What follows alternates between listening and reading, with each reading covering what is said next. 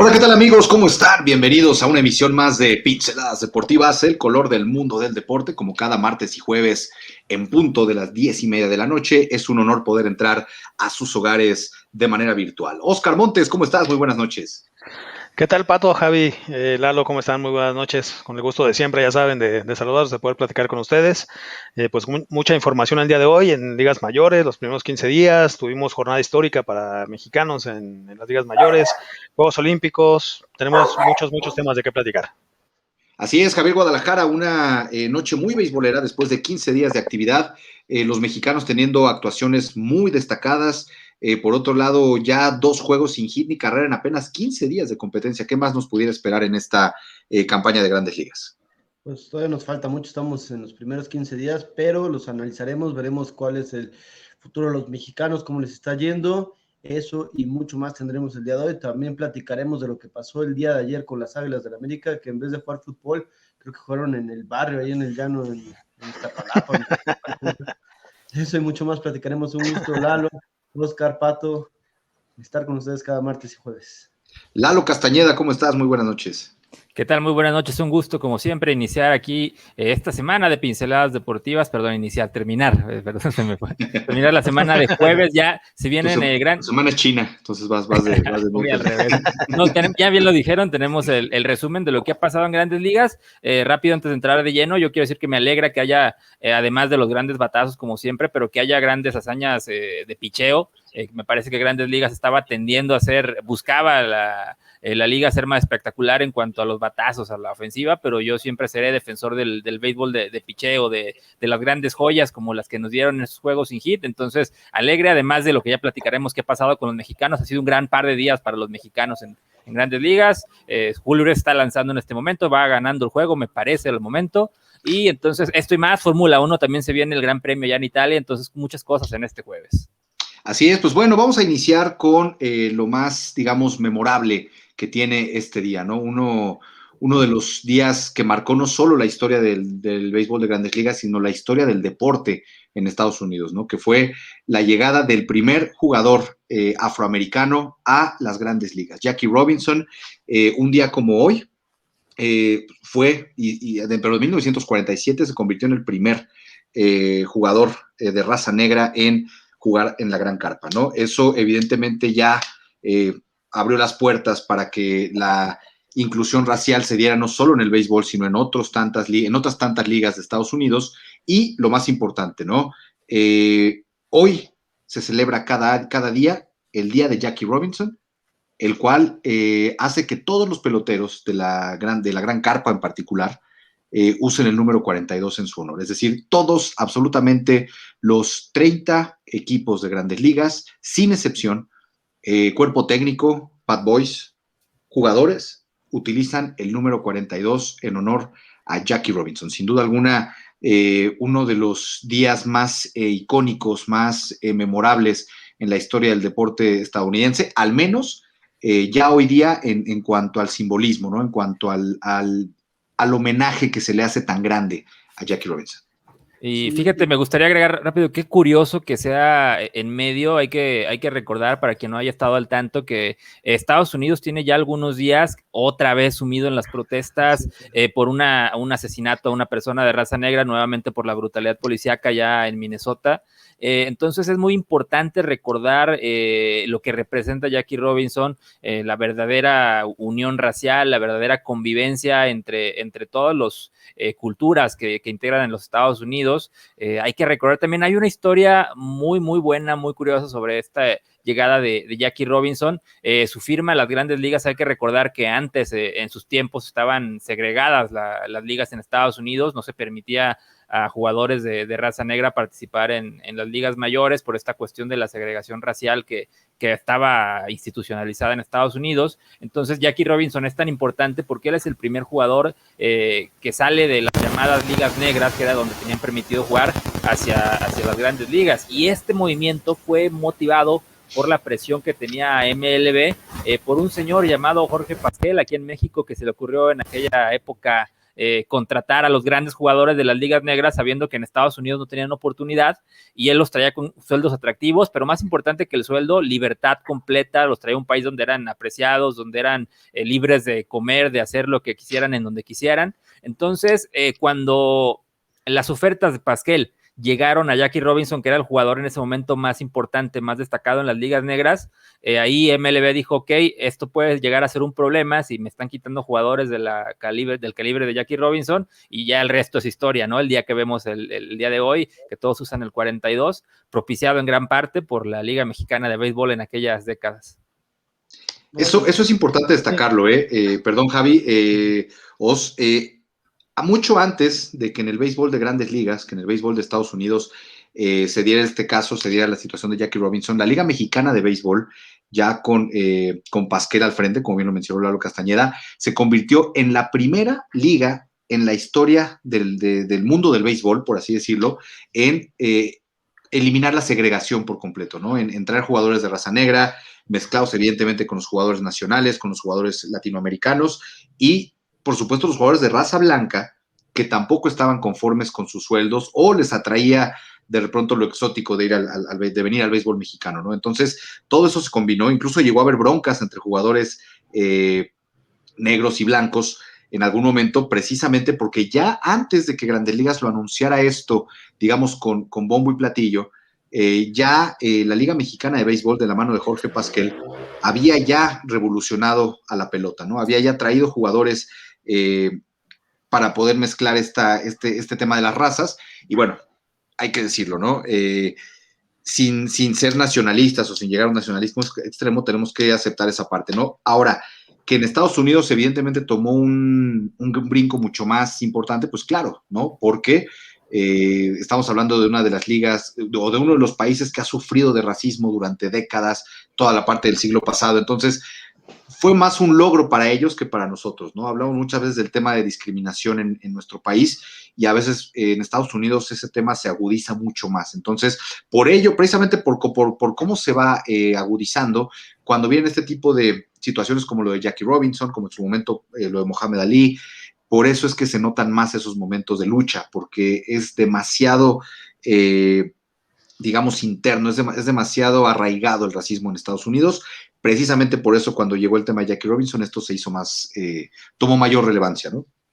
Sí, lo que quería comentar es que pasaron 57 años del debut de Jackie Robinson para poder hacer un día, para poder tomar en cuenta y llegar a los años 2000, porque antes pues era imposible este tipo de situaciones. Creo que es muy emblemático, muy importante este día y que lo conozcan y festejarlo de esa forma, ¿no? En honor al primer beisbolista de raza negra. Eso es bastante importante.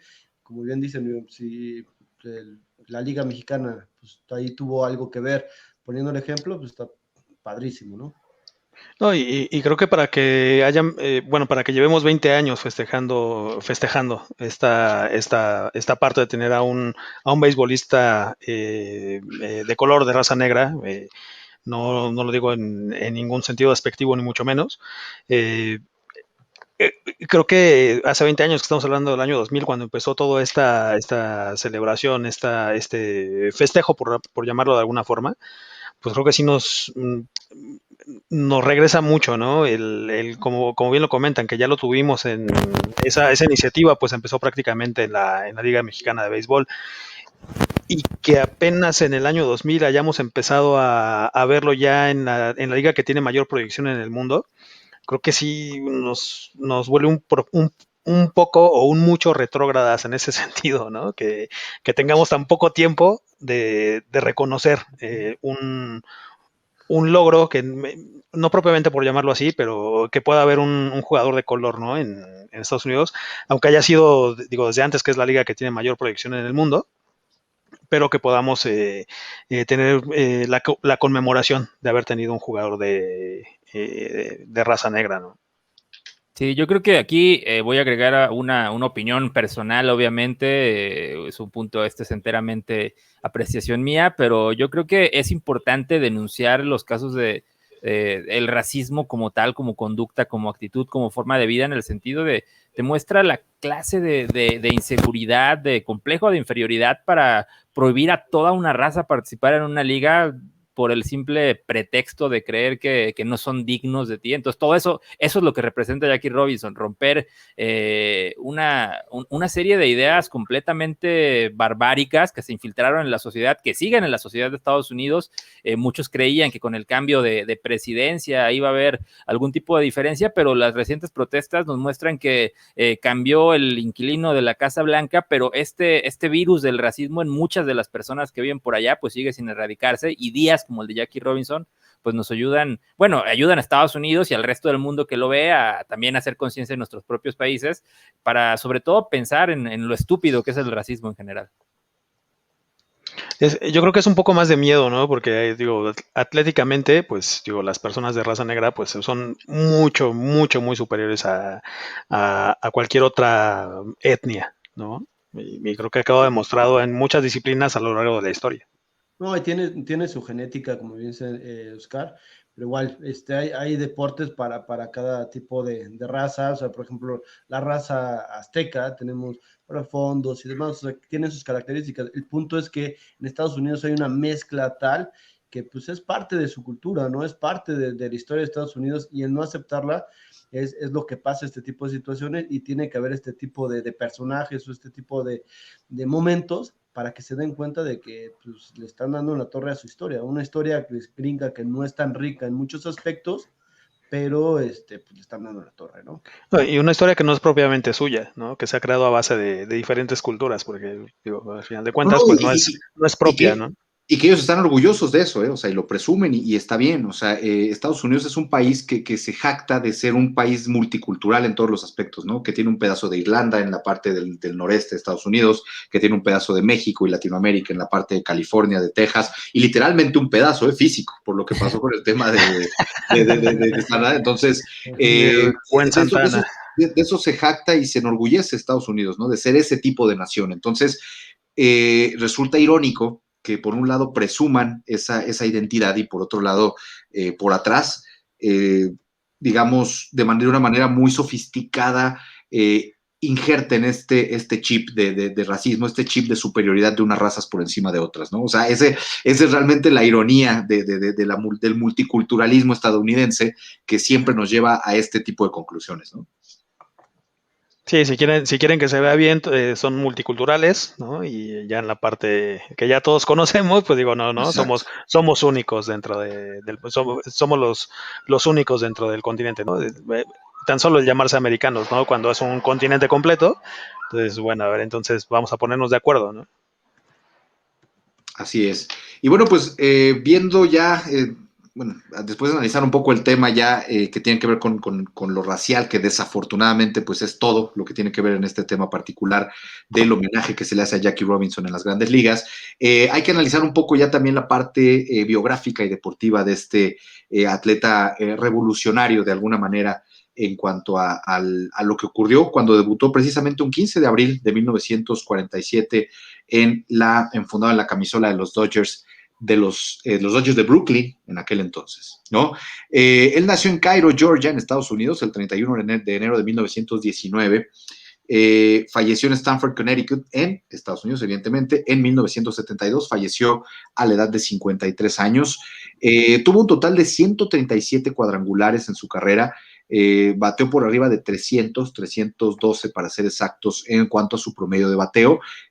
Produjo 734 carreras en digamos, a lo largo de su trayectoria deportiva, todos enfundados en la camisora de los Brooklyn Dodgers o de los Dodgers de Brooklyn, el número 42, que hoy, hasta que termine el último juego, incluyendo a Julio Urias, que en este momento está, como bien lo mencionamos al principio del programa, lanzando con los Dodgers de Los Ángeles, con el número 42 en los dorsales. Así que un día histórico, un momento clave en la vida de las Grandes Ligas, en la vida de los deportes profesionales en Estados Unidos, el día en que Jackie Robinson debutó en Grandes Ligas.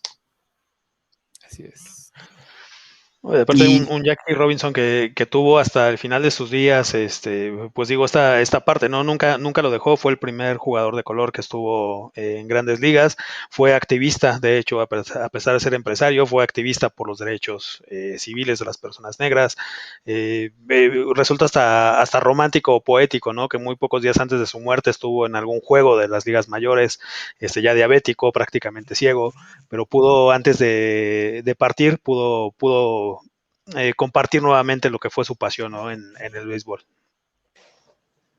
así es, definitivamente es un gran legado y que hasta la fecha, y esperemos que así sea, que cada año se tome más conciencia, como lo mencionó también Lalo al principio, ¿no? El que sea una lección de vida para saber que el racismo sistémico, sobre todo, que es lo que ya lo hemos platicado en algún momento, incluso cuando fue la edición del tema de las elecciones con Trump y con Biden y toda esta situación de Obama previo incluso, cuando el racismo es sistémico, cuando va más allá de una percepción o de gritarle a un tipo de alguna manera por su color de piel, que va más allá de eso, ¿no? Va enconada con el sistema. Este tipo de homenajes por lo menos nos ayudan a recordar que esto existe y por lo menos aprendernos un poco el chip en este tipo de situaciones, ¿no? Entonces, pues bueno, este día el número 42 estuvo en los 30 equipos, en los 30 rosters de Grandes Ligas, a manera de hacer conciencia en quienes somos seguidores del deporte y que a veces se nos va un poco esta parte por enfocarnos en lo que pasa dentro del terreno de juego, ¿no? Entonces, muy importante el tema de Jackie Robinson y histórico, ¿no? Como ha sido, si les parece bien, yéndonos al siguiente punto, muy beisbolero este programa precisamente porque ya a 15 días de haber arrancado la temporada tenemos ya 2 juegos sin hit ni carrera. Por un lado, Joe Musgrove de los Padres de San Diego, quien logró el primer juego sin hit ni carrera en la historia de los Padres de San Diego y fue de verdad un momento impresionante, además nativo de San Diego y bueno, qué mejor, ¿no? Que alguien, que ahora sí que el chico de la ciudad venga y haga historia con su equipo en su digamos, en sus querellas, ¿no? Y por otro lado, el juego sin hit de Rodón también, ¿no? Que también fue algo inesperado. Hay algo en común que pasa normalmente con los juegos perfectos y con los juegos sin hit. Cuando lo hacen grandes estrellas, cuando lo hacen gente muy consolidada en este deporte, a veces suele verse incluso hasta como la consolidación de una carrera, ¿no? Como la cereza en el pastel de un Roy Halladay, de un Justin Verlander, de esos que ya lo han conseguido y que simplemente es como un, mira, para que veas que es un fuera de serie, por si te queda duda que era un fuera de serie, ahí está un juego sin hit ni carrera. O además, mira, tiró 1 o 2 juegos sin hit ni carrera, un juego perfecto, ¿no? ¿Qué pasa cuando tipos como Dallas Braden con los Atléticos de Oakland por ahí de 2010, 2011, o qué pasa cuando un tipo como Joe Musgrove, que era apenas su segunda salida con los Padres de San Diego en su carrera, consigue un juego sin hit ni carrera, o un tipo como Rodón, ¿no? Como Carlos Rodón, que de pronto también resulta ser un desconocido hasta que logran este tipo de hazañas. Y la imperante, desafortunadamente, es que posteriormente ya no brillan, salvo con el juego sin hit que lograron en su momento, ¿no? Sí, de Suele pasar. hecho, sí, vale, perfecto. No, que sí muchas veces son, por un lado es el punto más destacado de sus carreras y por otro sí muchas veces pues no logran conseguir algo más longevo que eso, ¿no? En este caso esperemos que sea así, que tengamos muchas más joyas de picheo en lo que va de la temporada, porque como lo comentaba al principio en la introducción del programa, creo que se ha esmerado y por los factores que ya hemos comentado en varias ocasiones antes, el comisionado de la liga por hacer un béisbol más espectacular en cuestión de batazos, en cuestión de acción, de atrapadas en los jardines.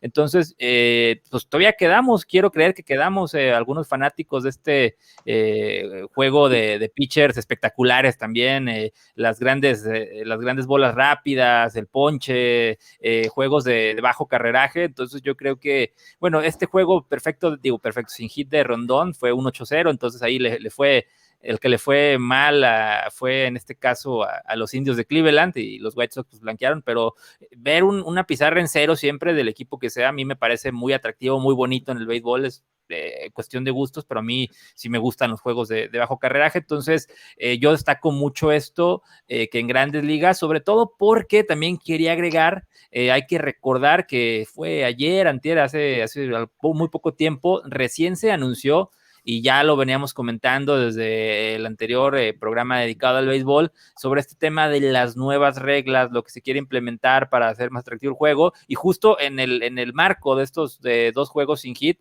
pues está también la noticia de que Major League, ya con su liga afiliada, que es la Liga del Atlántico, está probando otra par de reglas experimentales, esta vez sí son un poco más drásticas. Una de ellas se le llama el bateador designado universal, y esto significa que al momento de cambiar tu pitcher abridor, te eliminan a tu bateador designado, y entonces ya tienes que poner a un emergente o al pitcher a batear. Entonces es una regla que se va a probar para tratar de mantener al pitcher más tiempo, en donde sacrificas al pitcher o el bateador designado, va a ser la elección del equipo. Y la otra regla nueva, esta sí yo pienso que va a ser mucho más polémica si se llega a implementar a Grandes Ligas, es recorrer el montículo hacia atrás. A ver, aquí tengo la cifra exacta de pies que quieren recorrer el montículo. Creo que son 30 centímetros, retrasar 30 centímetros el montículo hacia atrás para darle mayor tiempo de reacción al bateador. Entonces, el contexto de todo esto es que estos 2 juegos sin hit, espero que tengamos más y que no vaya a ser afectado por este par de reglas nuevas que pretende, ya están incluidas en la Liga del Atlántico, obviamente con la intención de que en algún momento llegue a Grandes Ligas. Ay, es un tema un tanto complejo. Caray, a veces el béisbol sí ha sufrido, sí es de los deportes más castigados en cuanto a lo que ya hemos conversado. ¿Por qué? Por su manera, ¿no? Porque es el único deporte que no tiene tiempo, porque es el único deporte que carece de muchos aspectos, pero a la vez es lo que lo hace fantástico, ¿no? El saber que no necesito cierta cantidad de tiempo para vencerte, sino necesito tirarte 9 innings para vencerte, y si no te los tiro no te gano, y punto, ¿no? O sea, parte de toda esa... de ese compromiso del béisbol, de estar 1-1 siempre, y que hasta que yo no te derrote a ti de frente, no termino. No es como en el fútbol, que me meto atrás 30 minutos antes de que acabe el juego con el 1-0 y ya te gané, y espero a que nada más veo el cronómetro para que termine. O sea, el béisbol es muy hermoso en ese sentido, ¿no? Este tipo de reglas viene un poco quizá yo creo que ya desvirtuar un poco lo que sabemos del deporte, aunque bueno, hay que decirlo también, ¿no? Han ocurrido, y cuando han ocurrido se han hecho. Por ejemplo, seguramente hace 8 años hubiera sonado como una burla, como una broma, el que la base por bolas fuera intencional sin picheos, ¿no? Por ejemplo, ¿no? Hoy día es muy común, hoy día en Grandes Ligas se aplica, en la Liga Mexicana se regresó a los 4 picheos de las bases por bolas intencionales, pero bueno, hace 8 años parecía una broma, ¿no? Parecía algo que no podía ni, que daba risa. Ahora esto da risa también, pero quién sabe en 2 años o 3 años, ¿no? Seguramente en 4 años va a estar 30 centímetros atrás del montículo, y seguramente se va a tener que elegir entre el bateador designado o el pitcher.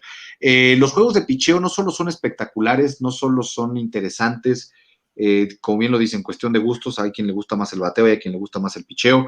Al final del día es como en otros deportes, ¿no? Hay quien les gusta más la ofensiva, hay quien les gusta más la defensiva, hay quien les gusta más una pelea de 12 rounds bien boxeada por los dos, hay quienes les gustan los fajadores, que les gusta que se rompan todo en el ring y a ver que haya sangre. O sea, siempre va a haber gustos en todos los deportes, ¿no? Pero el picheo en particular además ayuda a uno de los problemas más graves que tiene el béisbol, que es el tiempo, los excesivos tiempos. Entre más carreraje haya en un juego, más tiempo dura. O sea, eso es evidente. Entonces, si tu problema es el tiempo, entonces lo que incitas a mejorar es el picheo.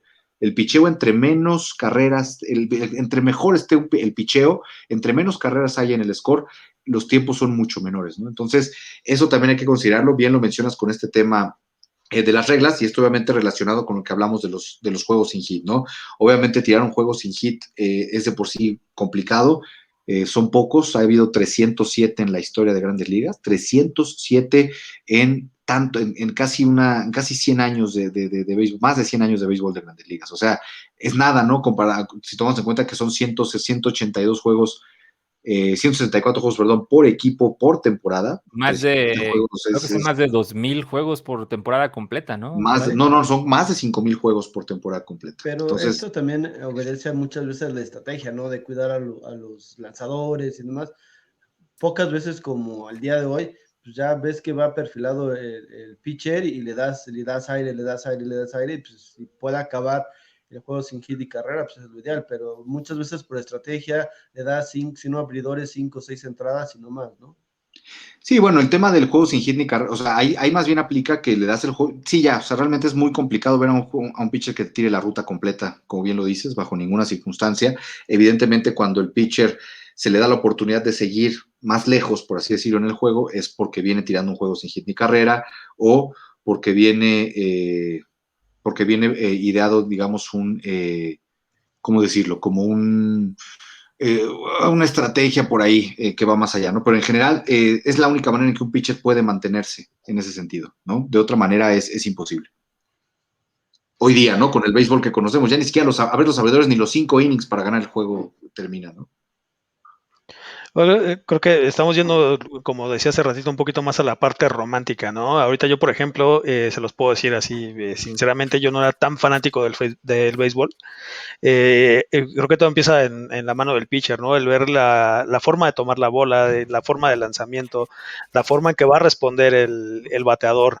La forma, digo, no sé, creo que a mí sinceramente me ha atrapado últimamente el ver juegos de las ligas mayores, bueno, que ahorita no hemos tenido muchos juegos, ¿verdad? Tampoco de la Liga Mexicana, pero creo que sí se genera una magia tan solo el seguir la bola en sí, ¿no? Donde empieza desde el pitcher. Digo, creo que todas las reglas y todo esto, creo que no mucha gente lo entiende, ¿no? Y me incluyo, que a lo mejor no saber de fondo cómo es que funcionan las reglas, pero en mí la verdad es que desde hace un par de años ha despertado mucha magia el ver cómo es que funciona la bola, cómo es que funciona el bat. O sea, creo que hay, no sé, habría que buscar un poco la forma, lo que platicábamos de los Juegos Olímpicos, ¿no? La posibilidad de que salga o no salga, de cómo se va a desarrollar todo esto, las ligas mayores, digo, hay muchos puntos, pero hay muchísimos puntos también ahí que se pueden tomar de cómo entender el béisbol, a lo mejor sin ser un fanático, ¿no? De cepa, vamos a llamarlo así. Sí, definitivamente es un tema muy complejo y que sí, definitivamente es un deporte que si bien, como bien lo dices, puede atraparte. Una vez que te atrapa es complicado que se deje, ¿no? Generalmente es un deporte que si bien a veces puede resultar en timing, puede resultar no como el hockey o no como el fútbol, ¿no? O sea, es un timing un poco más lento. Sí tiene como dices, una parte de estrategia exquisita, ¿no? Un tema, sobre todo cuando hay una novena entrada con casa llena, que venga el cambio de pitcher al que meten solamente para sacar ese y que no entre ni una de las carreras que están en el cuadro, es algo para enamorarse, ¿no? Entonces, pues ojalá tuviéramos esa percepción y ojalá si estos cambios de reglas de verdad los están pensados para llegar a más aficionados, adelante, ¿no? Seguramente ellos ya tienen sus estudios perfectamente bien elaborados en cuanto al marketing, en cuanto a lo que pudieran llegar a alcanzar y a no dejar morir el deporte, por así decirlo, ¿no? Pero por otro lado, el quitarle la esencia o el alejar la esencia de lo que inicialmente se pensaba de este deporte, ahí es donde posiblemente los que somos románticos del mismo estamos un poquito en desacuerdo, ¿no? Pero bueno, pues es parte de esto, ¿no? Pero también comentando como hace ratito Oscar, el que nos guste más el picheo es porque la mayoría de los jugadores, de los atletas o beisbolistas mexicanos que juegan en grandes ligas son pitchers, ¿no? Entonces nos gusta verlos más tiempo. Eso es algo fundamental también. De momentos, ¿no? Bien lo mencionaban la semana pasada que vino nuestro invitado, que está padrísimo que ya haya mexicanos en otras posiciones, pero la mayoría de los mexicanos son pitchers y ya nos tienen ahí encajonados, ¿no? Definitivamente. O sea, obviamente el picheo, si hay buen picheo en una temporada, quiere decir que hay mexicanos ahí, ¿no? Quiere decir que hay mexicanos siendo parte fundamental de esta temporada, ¿no? Entonces, pues sí, también eso es importante. Por eso el que haya buen picheo y el que los pitchers mexicanos destaquen tiene que ver también con eso, ¿no? También hay que decirlo, tal cual. Sí, yo le repito, para mí es una de las partes que más me han enamorado del béisbol, ¿no? El ver, sean mexicanos, sea japonés, estadounidense, donde sea el pitcher. O sea, desde la forma de ver, tener la bola en la parte de la espalda, ¿no? Ver cómo se toma la bola, cómo sale la línea, ¿no? De la bola o sea, para mí creo que fue hace, no recuerdo si 2 o 3 semanas hubo una jugada en donde después de un bateo, hubo un out que había sido un home run. Digo, fue todo un show, ¿no? El que porque el corredor que estaba en primera no avanzó, fue un out y ya no contó como home run. Entonces, digo, si conjuntas todo eso, ¿no? Aparte lo que yo les comento, ¿no? Lo que me atrapó ahorita a mí del béisbol, si ya juntas todas las reglas y lo empiezas a entender, digo, creo que es el deporte más completo que puede existir, ¿no? Siendo yo aficionado de la NFL, digo, puedo decir que con el conjunto de reglas y la espectacularidad que da el deporte en sí, el béisbol, creo que es el más completo al que puedas hacer referencia, ¿no? Sí, definitivamente. Y bueno, pues queremos pensar que a eso van los cambios, ¿no? Hacerle ver lo que tú ya pudiste ver en este deporte, hacérselo ver a otras millones de personas que puedan respaldar el deporte en un futuro, ¿no? Eso es lo más importante. Y pues yo creo que en la parte, y digo, volviendo un poquito a la parte deportiva, digamos, ya yéndonos al tema, por ejemplo, de Rodón, un jugador de origen cubano, nacido en Estados Unidos, pues hay que decirlo, no estuvo a nada, Lalo, de lograr el juego perfecto. Así es, un juego perfecto, algo que no se logra en Grandes Ligas desde el año 2012. Entonces ya tiene, obviamente es el logro máximo en cuanto a picheo, un juego completo en donde nadie puede hacerte absolutamente ningún tipo de daño, ni avanzar una base, ni nada. Entonces, muy cerca, obviamente el juego sin hit sigue siendo una hazaña bastante sobresaliente para cualquier pitcher.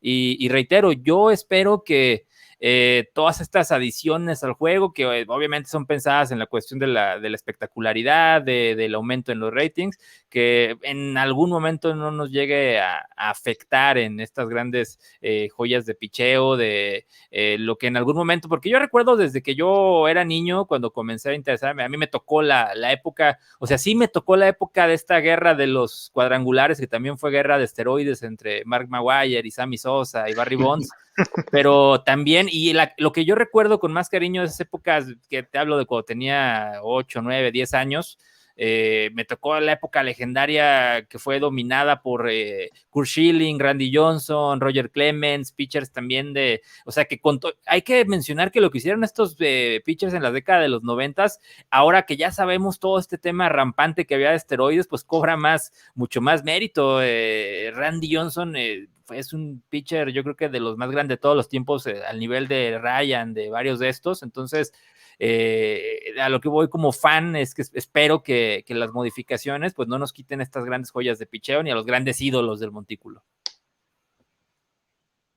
Así es, pues bueno, resulta muy, muy interesante todo este tema. Ya lo traíamos un poquito desde que tuvimos invitado a buen Mike Boada de Séptima Entrada. Traíamos este tema sobre la revolución del béisbol que pudiera llegar en algún momento. Y pues bueno, yéndonos de los juegos sin hit, tanto de Rodón como de Musgrove, vámonos ya ahora con el tema de los mexicanos, que han tenido también un inicio bastante, bastante importante. El picheo, bueno, ya lo sabemos, Julio Urias, 2 triunfos en 2 salidas. En este momento, desafortunadamente, le acaban de dar la vuelta a los Dodgers de Los Ángeles, por lo tanto, Urias ya incluso está cargando con la derrota, Julio Urias.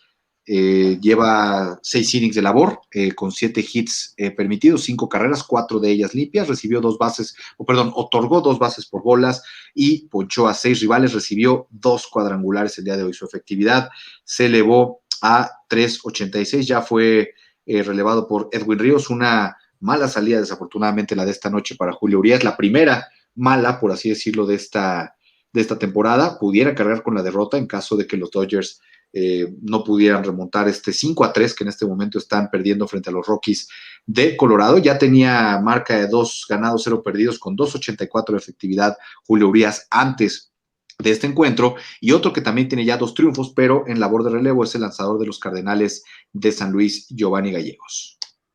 Sí, como ya lo mencionábamos, ha sido un buen par de días para los jugadores mexicanos en Grandes Ligas. Lamentablemente, ya lo decías, ahí ya le pegaron a Julio Urias. Esperemos que al menos la ofensiva lo rescate y se vaya sin decisión.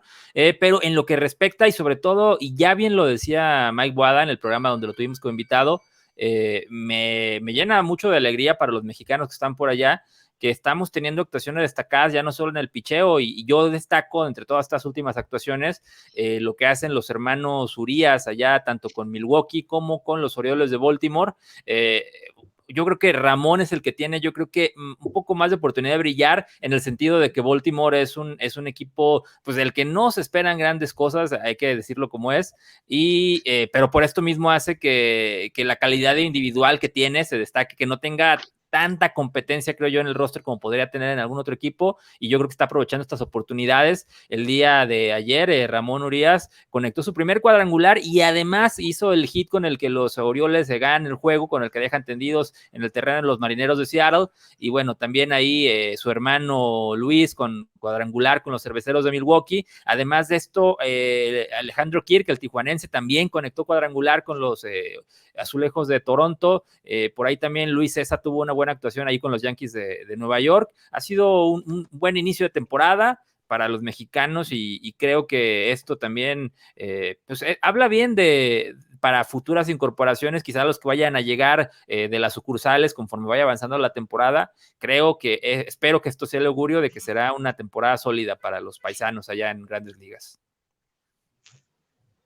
Pues sí, estos 15 días ha habido cosas buenas, digo, desgraciadamente la salida de Urias no, pero bueno, lo histórico, lo del día de ayer, ¿no? Los dos que pegan un cuadrangular, bueno, se ve El quién es. el power mexicano, ¿no? Los hermanos Urias con cuadrangular, Alejandro Kirk también con los Azulejos de Toronto. Hablamos precisamente del picheo, del picheo mexicano, pero bueno, estos últimos días cuadrangulares de 3 diferentes peloteros mexicanos en Grandes Ligas también, ¿no? Entonces, pues bueno, buenos augurios, esperemos que no sea un síndrome de inicio de campaña y que esto sea continuo a lo largo de los 162 juegos de temporada regular en Grandes Ligas. Así que, pues bueno, mucha suerte y mucho éxito para los mexicanos. Y bueno, pues vamos ahora sí ya, si les parece bien, con la cobertura de la Fórmula 1, rápidamente con lo que pudiera ocurrir este fin de semana en Imola, con Sergio Pérez en su segundo gran premio de esta temporada, buscando seguir consolidando lugares con Red Bull y lo más importante, lograr el campeonato de pilotos y que los puntos que él pueda darle a Verstappen puedan eventualmente darle el título de pilotos a Red Bull. Esto como primer paso, ¿no? Si además puede lograr algunos podiums, puede además conseguir triunfos y ser el piloto estelar, bueno, eso sería el sueño ideal para los mexicanos, ¿no? Pero hablándolo de una manera realista, pienso que viene a complementar la búsqueda del tan anhelado título de Red Bull, ¿no? Sí, hay que recordar que a diferencia de otras escuderías en las que ha estado anteriormente Checo Pérez, Red Bull es uno de los protagonistas actualmente en Fórmula 1. Su compañero de equipo Max Verstappen es uno de los principales candidatos a pelearle el título a Lewis Hamilton. Obviamente todos a la expectativa de que Checo Pérez también se convierta en uno de los protagonistas y comience a ganar podios. Entonces pinta muy interesante, sobre todo con sabor a revancha por lo que pasó en la primera carrera en Bahrein, en donde Lewis Hamilton tuvo ahí un cierre dramático precisamente con Verstappen para quedarse con la primera posición allá en Bahrein, y Checo Pérez tuvo ese regreso de película que ya platicamos, donde tuvo problemas con el auto, arrancó a último, termina en el quinto lugar con incluso ahí con aspiraciones a más, a podio. Entonces esta carrera en Italia llega con sabor a revancha para Red Bull, y pienso yo que es una muy buena oportunidad para que podamos ver ya a Checo Pérez, si todo sale bien en las prácticas, en las calificaciones, ya poder verlo en su máximo potencial, ahora sí con buen auto, arrancando en una buena posición y peleando, ya lo decíamos, ahí con Verstappen, precisamente para darle a Red Bull el campeonato de constructores. Y hay que tomar en cuenta que pues, es la segunda carrera que tiene Checo Pérez con su auto Red Bull. La temporada pasada lo hizo muy bien, pero ya tenía varios años en la escudería, ya conocía el auto, ya conocía a su equipo, entonces es un proceso. Ojalá su adaptación sea lo más rápido posible, porque no tiene mucho tiempo. Acuérdense que el contrato de Checo Pérez es por 1 año y con base a resultados.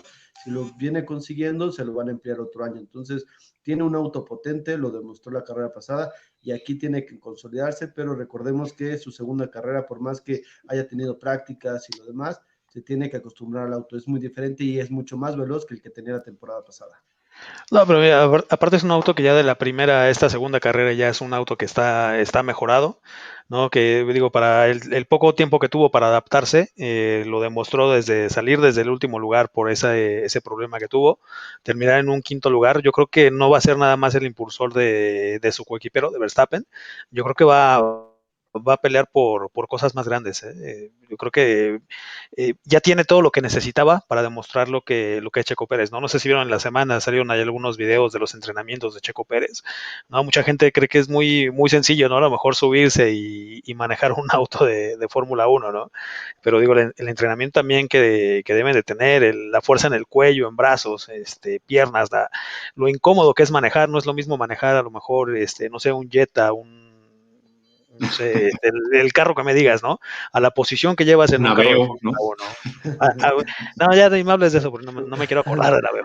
No, se los digo fuera de bromas, ni en los videojuegos que a mí me gustan y sobre todo también los de carreras, está fácil manejar un Fórmula 1, sobre todo los cambios, por las formas de las pistas, los cambios de velocidad, el ser atinado para los rebases, todo esto, la comunicación se requiere una capacidad física y mental muy, muy, muy grande para esto del automovilismo y sobre todo en el máximo nivel que es la Fórmula 1. ¿No? Y Sí, hay que recordar también que el auto tiene la parte de enfrente de los pilotos una redondilla y exactamente en medio de ellos hay un tubo y ese tubo el año pasado le salvó la vida a un piloto. Entonces sí es incómodo, pero saben que es parte de los requisitos para estar lo más seguros posibles, ¿no? Entonces lo que dicen, más ese tubo, más el traje que te llevan puesto, que es contra incendios y demás, pues digo, es para todo lo mismo, pero pues es parte del show, ¿no?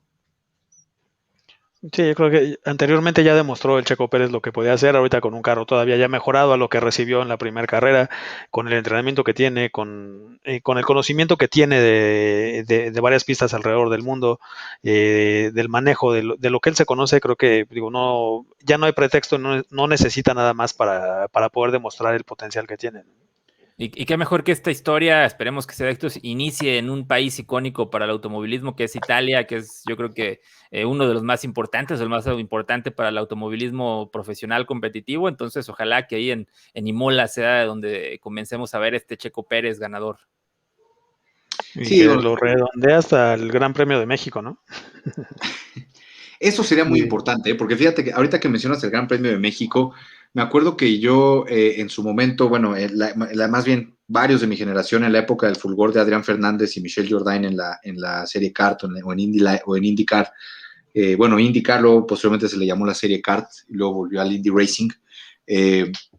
Recuerdo que era una época en que regresó el automovilismo de alto nivel a México, me acuerdo, al Parque Fundidora de Monterrey, y Adrián Fernández ganaba varios títulos, ganaba varios podiums, pero nunca pudo hacer algo importante en México. Ni él, ni Michel Jourdain, ni otros grandes pilotos mexicanos que en su momento fueron pioneros de lo que hoy vemos con Fórmula 1 nuevamente, ¿no? Con Checo Pérez, con algunos otros que estuvieron en Europa, ¿no? Entonces, de verdad que sería yo creo que la cereza en el pastel que pudiera Sergio Pérez venir al Gran Premio de México y lograr por lo menos un podio, ¿no? Ya, digo, el triunfo sería lo ideal, pero es curioso cómo muchas veces el mexicano no es profeta en su tierra, ¿no?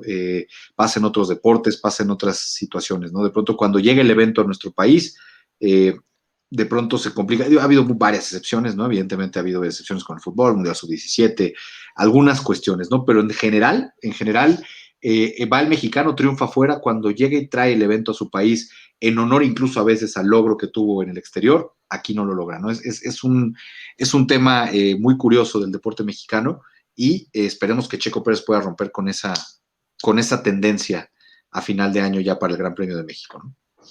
Y digo, tocando todavía un poco lo de la Fórmula 1, hoy se anunció que el Gran Premio de Canadá se cancela. Canadá no quiere traer un Gran Premio a su país porque la pandemia está fuerte y si lo llevaran a Canadá, que es en el mes de junio, no habría aficionados. Entonces no les es redituable llevar el Gran Premio de Canadá. Entonces la Fórmula 1 en estos días va a decir qué otra ciudad o qué otro país va a llevar ese gran premio que tenía Canadá. Sí, de hecho, ya lo mencionábamos en programas anteriores cuando hablábamos del COVID y los deportes, en donde Canadá es el país ahorita más estricto de todo el continente americano en cuanto a las medidas, a diferencia de México y Estados Unidos. De hecho, creo que todavía está vigente, no pueden salir vuelos, por ejemplo, de Canadá hacia México. México es uno de los países donde ahorita no tienen contacto por temas de pandemia, entonces yo creo que era de esperarse y pues lamentablemente nos quedamos sin un premio menos. Ojalá pronto se designe otra ciudad, ¿no? Para que se pueda llevar, para que, pues digo, no sea como que restar, sino solamente moverlo, ¿no? Y que la temporada pues siga corriendo con la misma normalidad, aunque sea en otra ciudad, ¿no? Pues sí. Así es, pues bueno, eso fue un poco lo que veremos el próximo fin de semana, este fin de semana con Checo Pérez y la Fórmula 1. Esperemos que logren ya consolidarse y ganar terreno frente a Mercedes, ya que pues si hay un año en que Red Bull pudiera pelearle a Mercedes es este, ¿no? Entonces, ojalá por el bien del automovilismo mexicano, en el caso de Checo Pérez, y por el bien de la competencia en general de la Fórmula 1, por favor, ya hay que cambiar de triunfadores, ¿no? Y pues bueno, yéndonos ahora ya con el tema olímpico, a partir de este programa estaremos cada día, cada programa que tengamos en vivo, todos los martes y jueves aquí en Pinceladas Deportivas, estaremos analizando a un atleta, a algún equipo, de lo que nos espera para Tokio 2020, ¿no? De las estrellas o de las futuras estrellas que puedan venir en los próximos Juegos Olímpicos. Y el día de hoy me llamó mucho la atención, creo que estamos todos en el mismo canal, sobre todo ya que lo vimos y lo analizamos, Sky Brown.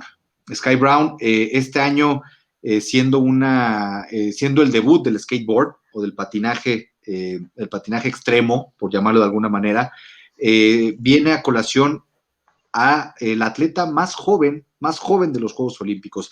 Ya no son las gimnastas, ya no son las nadadoras o las clavadistas. Con este debut de skateboard, este debut del skateboard en Juegos Olímpicos de Tokio trajo consigo a la atleta más joven en estos Juegos, ¿no? Y que además es local, es llamada Sky Brown, recordar estos nombres artísticos que utilizan los skaters o los skateboarders, Sky Brown, y bueno, pues va a ser una patinadora extrema japonesa que estará buscando una medalla para su país, y qué mejor que en casa con un deporte debutante, ¿no? No, y aparte de lo sorprendente de esta niña, es que tiene 12 años, empezó a practicar a los 8 años y ya va a participar en sus primeros Juegos Olímpicos. ¿Tú qué estabas haciendo? ¿Qué estabas haciendo a los 12 años que estamos en la primaria? No sé, ella ya no juega en los Juegos Olímpicos, es increíble. Va a cumplir 13 antes de los Juegos, va a estar participando de 13. Te voy a plantear de mejor manera, en lugar de qué estaba haciendo a los 12 años. ¿Qué estábamos haciendo en 2008, que es cuando nació ella, Sky Brown? En 2008, por ejemplo, yo ya estaba haciendo mis pininos en el periodismo deportivo. Bueno, la verdad es que tiene doble nacionalidad, y si no mal me equivoco, tiene nacionalidad japonesa e inglesa, perdón, pero decidió ir por Gran Bretaña, ¿no? Y aparte, si a eso le sumas que es la atleta más pequeña en Juegos Olímpicos, que apenas en julio del año pasado tuvo una lesión de caer de una rampa de 10 metros. No quiero pensar lo que nos hubiera pasado a nosotros a esas alturas si caemos de una rampa de 10 metros. Creo que ya ninguno de nosotros hubiéramos caído. Estaríamos ahorita aquí, ¿no? Y después de un año es la atleta más pequeña en competir en Juegos Olímpicos, ¿no? Creo que es como... Increíble, sí. Sí, de padre japonés, de madre británica, vivió en Estados Unidos, que fue donde obtiene, por así decirlo, el cariño a este deporte, que bien sabemos que los deportes extremos son 100% estadounidenses, son un tema meramente gringo, por llamarlo de alguna manera, y pues bueno, ahora incluso participó en un programa de televisión, Dancing with the Stars, a los 11 años de edad. O sea, es una chica que está muy adelantada en todos los sentidos. Creo que un tanto precoz en cuanto digamos, a su vida profesional, cotidiana. Caray, a los 13 años ir a unos Juegos Olímpicos, más allá del logro que pueda significar el estar ya, o el que logre una medalla, ya por el hecho de tener 12 años, como bien lo mencionaron ahorita, 13 cumplirá cuando sean los Juegos Olímpicos, el aparecer ahí en un deporte debutante. Si bien pudiera estar la posibilidad, Oscar, decías que compita porque decida competir por Gran Bretaña, el hecho de estar en tu país natal, más allá de cualquier situación, también es motivante, ¿no? Entonces, pues bueno, es muy interesante. Decidimos abrir con ella precisamente, uno, porque por el deporte debutante que es el skateboard. Ya tuvimos en nuestro debate, la última edición de nuestro debate, un tema sobre los nuevos deportes. Y bueno, pues hablando precisamente de esta situación de los nuevos deportes, hay que hablar del skateboarding y de una niña de 13 años que va a buscar una medalla olímpica en esta disciplina, ¿no? Digo, ya... Esta chica es que otra de sus pasiones es el surf, pero pues, su pasión es el skateboarding. O sea, podía haber participado en los dos sin ningún problema. Como fuera llegaba a Juegos Olímpicos, ¿no? Sí, por ahí busquen en YouTube videos de Sky Brown. Es muy impresionante lo que es, porque además es muy chiquita, es muy pequeña, entonces es muy impresionante verla ahí por los medios tubos con su patineta a toda velocidad, sin miedo. También tiene varios puntos muy interesantes en su historia, porque ella argumenta que no tuvo un entrenador formal de skateboarding, que comenzó a aprender viendo videos precisamente en YouTube de trucos en patinete. Esto como comenzó a aprender, y ya conforme fue forjando su carrera profesional, también comenta que ha entrenado con Shaun White, que es uno de los más grandes competidores de snowboarding, que sí es deporte olímpico allá en los Juegos de Invierno. Entonces también en Estados Unidos ha tenido la oportunidad ya de practicar con una celebridad como lo es Shaun White. Y bueno, yo creo que será una de las figuras más interesantes. Quienes no lo han visto, véanlo en nuestro canal de YouTube, el Pinceladas Deportivas, el debate sobre nuestra opinión sobre los nuevos deportes olímpicos. No se los voy a spoilear, pero solo voy a decir que de todos estos, el skateboard es el que menos aversión me causa, entonces estaré atento. Yo creo que es de los que se salva. Ya lo verán ustedes en el debate, pero definitivamente es de los que se salvan. Tenemos muchos años de conocerlo, de verlo en los juegos extremos de ESPN, entonces nos es más conocido. Y bueno, en su momento Tony Hawks, que fue la máxima figura, y Tony Hawk, claro. ¿no? Entonces, sí, no, definitivamente. Que se está dando de topes, porque apenas ahorita está lo que decía. Ya van a llegar al debate, lo que decía Patricio, que se va. No spoilemos. Sí, pero no, o sea, creo que no le está gustando mucho la idea, a pesar de que pueda participar ahí en parte administrativa, pero no, o sea, siempre me va a quedar hubiera como hecho espinita, ¿no? De una medalla, de una posible medalla.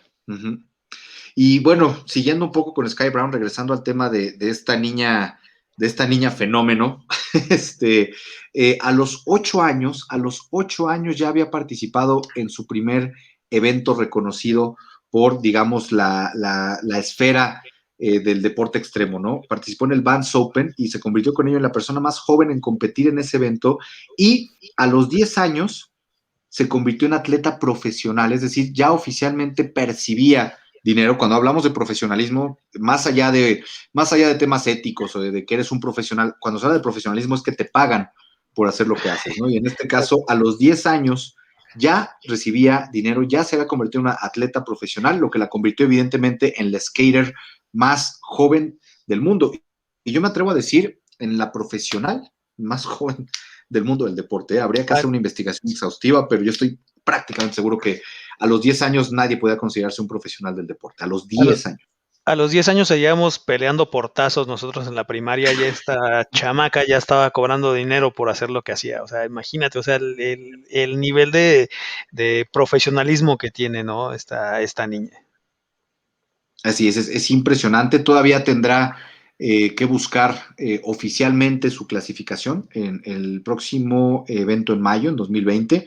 Será, como bien lo mencionaste, Oz, será una de las atletas británica como atleta, japonesa de nacimiento, que buscará su clasificación oficial, aunque los pronósticos son prácticamente que lo logrará, ¿no? Son de esas pruebas en las que hay muchos clasificados. Precisamente al ser un deporte debutante, tendrá varios clasificados, no hay mucha gente rankeada, por lo tanto es prácticamente un hecho. Incluso ya se le maneja en Tokio como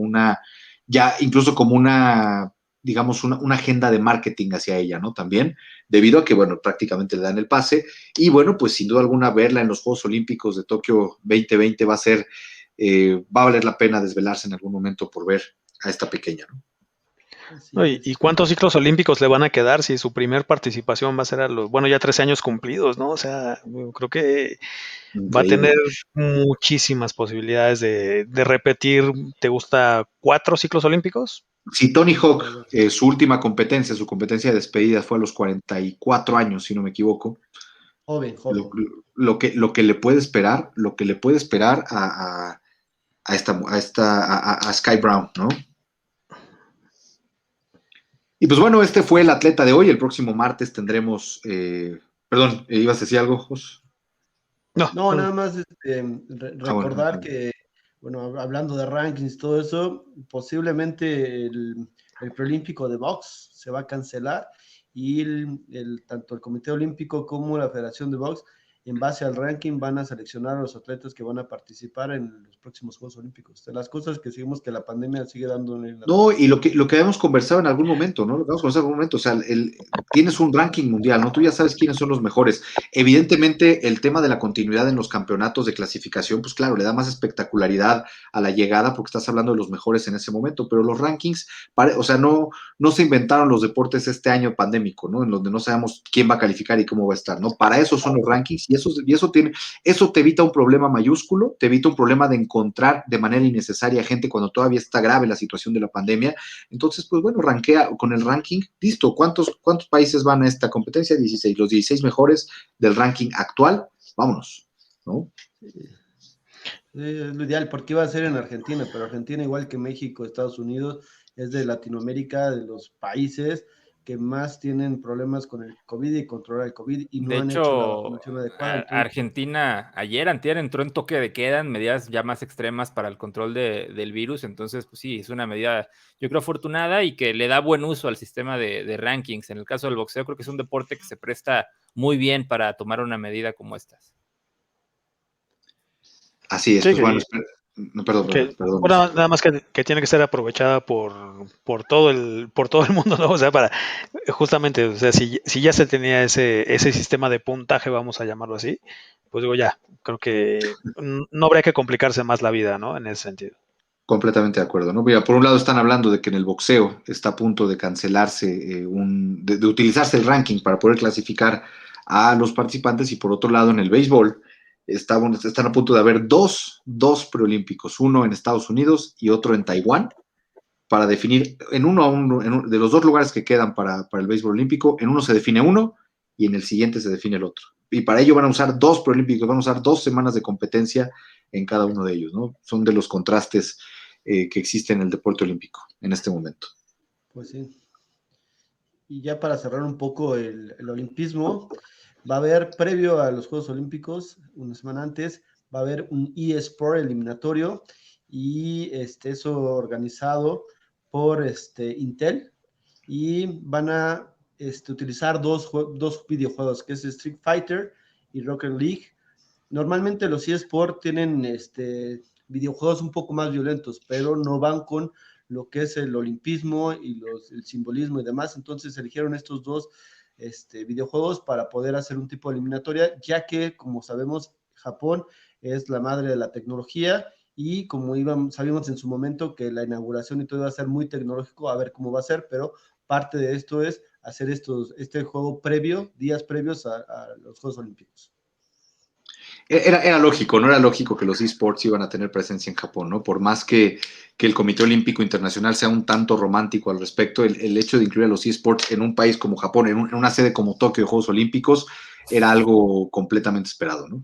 Fíjate que para mí en lo personal es un tema también muy polémico porque los juegos de video a mí soy muy fan como entretenimiento, es uno de mis pasatiempos de los que más disfruto y al mismo tiempo yo en lo personal y con el conocimiento de causa no siento que no los veo adecuados para, más allá del marketing en general, más allá de que permitan o no juegos de disparos en general, yo no le le veo el sentido. Creo que son dos competencias diferentes. Y el tema de las marcas es el que a mí me llama más la atención, porque los eSports todavía dependen de marcas específicas. Como ya lo decías, en este momento se da cuenta con Street Fighter, se cuenta, y todos estos dependen de compañías. A mí me parece extraño porque la forma en la que se manejan los videojuegos es como si en un mundial de fútbol el fútbol fuera patrocinado 100% por Adidas, y si no hay balón Adidas no hay mundial. Así suena extraño, pero ese es el tema de los eSports. Como dependen de juegos en específico, ¿qué pasa si el campeón de Street Fighter un día, la compañía que es Street Fighter, quiebra o deja de ser Street Fighter? Entonces,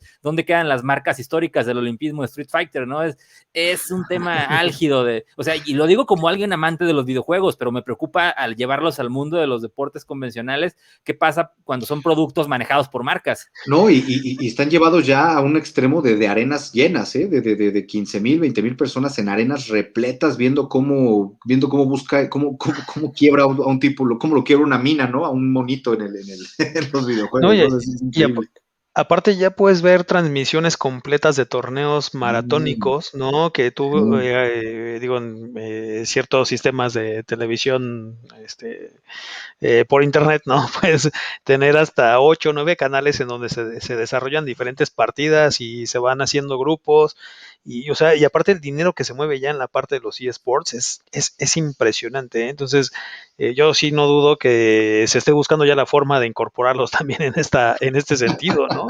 O sea, Digo, te lo juro, es impresionante ver cuántos canales transmiten este tipo de torneos, ¿eh? O sea, De hecho, no, y ESPN ya los comenzó a transmitir en su yo he programación visto normal. ESPN, he visto a NBC, he visto a FX, he visto a algunos otros, a Space, transmitiendo finales, por lo menos en vivo, finales de FIFA, por ejemplo, finales de boxeo, o finales de Age of Empires, o sea, es de verdad, digo, vaya, bueno ni malo, caray, qué bueno ver que esta industria, toda industria que crece, genera empleos, genera expectativa, genera dinero, que ese dinero a la vez va a quienes lo consumen, a quienes son parte, siempre se va a agradecer, ¿no? Siempre el que llegue una nueva industria de cualquier tipo, sobre todo positiva hasta cierto punto, como es esta, siempre se va a agradecer, ¿no? No es que sea algo malo, pero sí, llevar los Juegos Olímpicos para mi gusto es muy peligroso para lo que puede eso representar, peligroso en el sentido estricto de la esencia del deporte olímpico como tal, pero por otro lado, en un país como Japón, que es el padre de los videojuegos, como lo es de la tecnología, o como lo es de prácticamente todo lo que tiene que ver con tech y con juegos de este estilo, era imposible no llevarlo, ¿no? Era tan grave como no llevar mariachi a un evento en México, ¿no? O sea, es como parte de su esencia, es parte de su identidad, y entonces pues no podían dejarlo atrás, ¿no? Definitivamente. Y recordar que no es tan fácil esto de los eSports. Hace un año la Liga MX quería tratar de que la gente se reconectara con ellos y hizo su torneo de eSports. Virtual. Y no le salió, la verdad.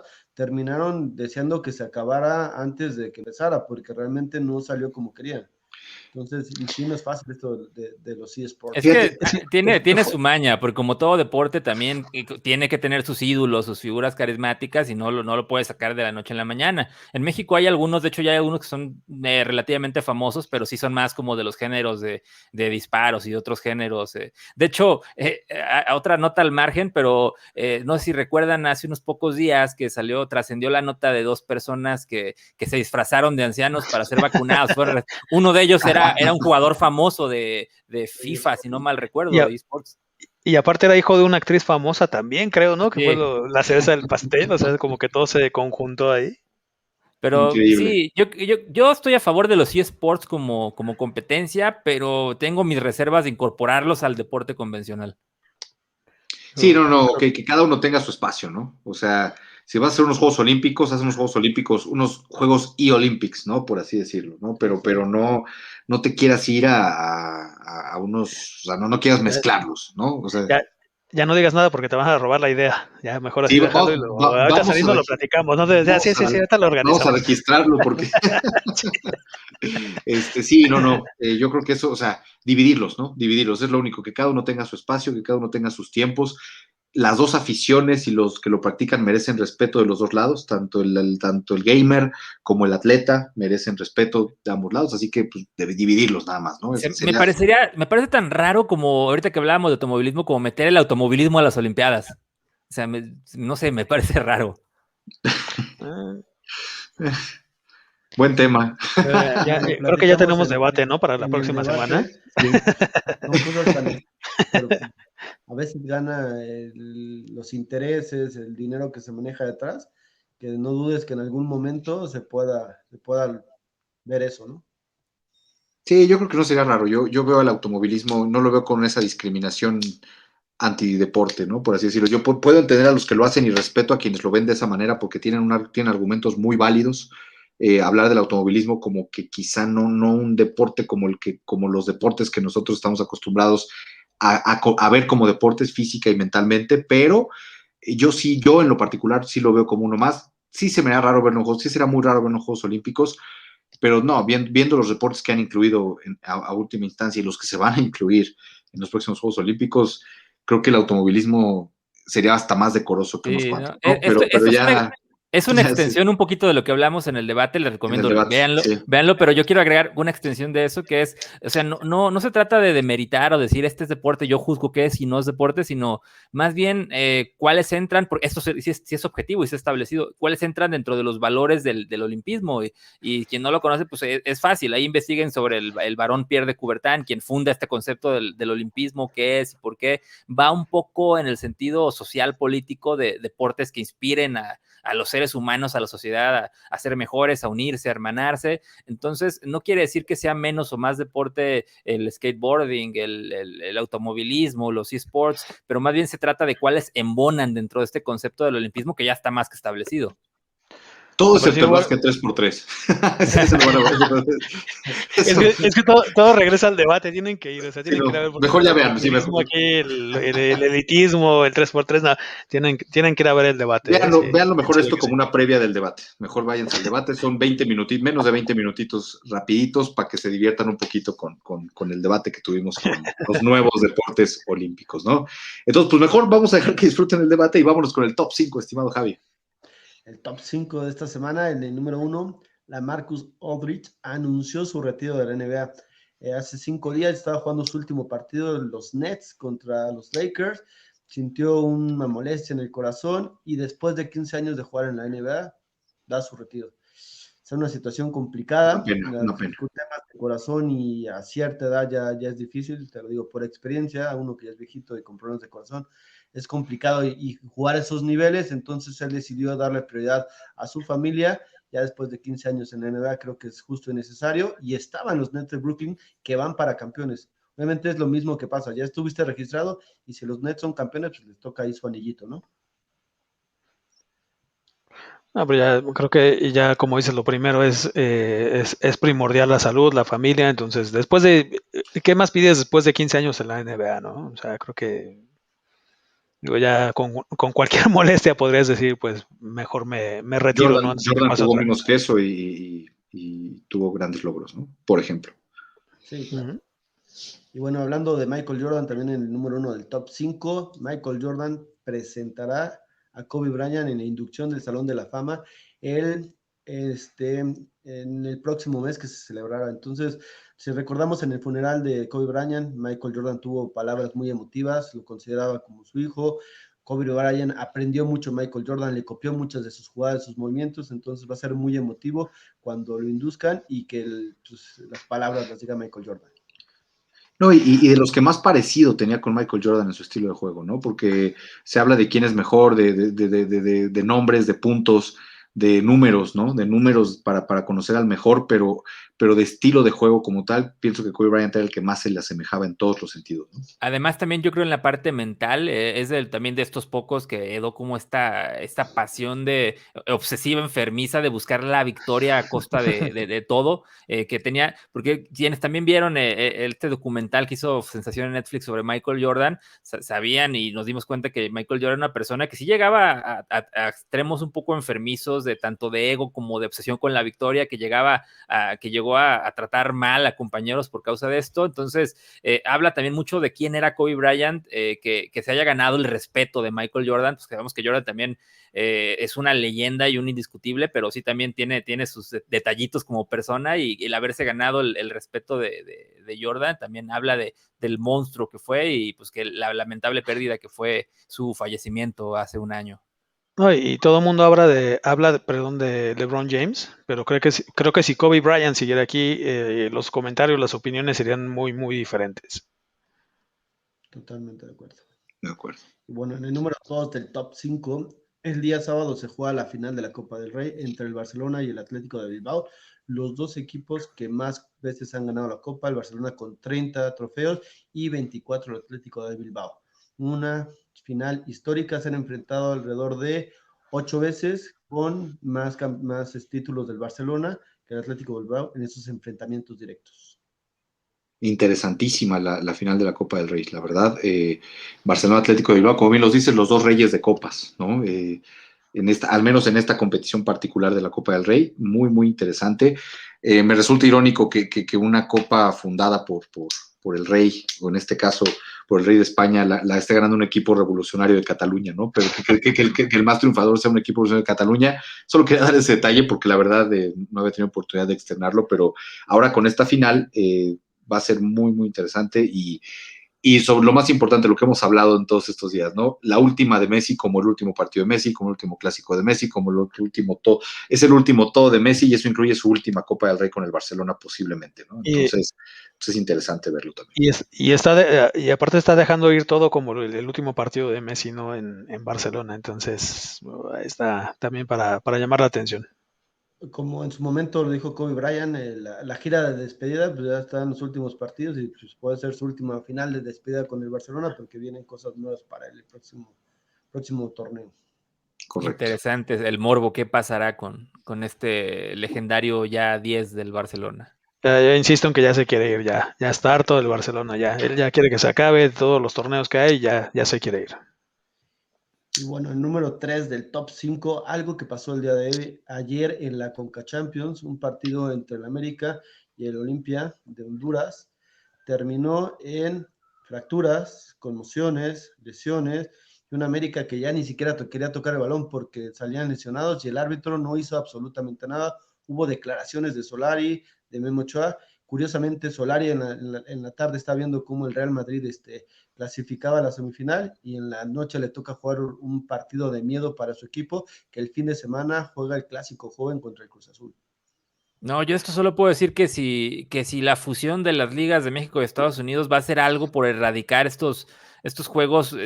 Yo lo comenté cuando les dije, el problema con CONCACAF es que fuera de Estados Unidos, México, Honduras, Costa Rica, estamos hablando de países con infraestructura amateur, literalmente amateur, o sea, probablemente tengan años de trayectoria, pero estamos hablando de una infraestructura de un nivel de fútbol amateur y es un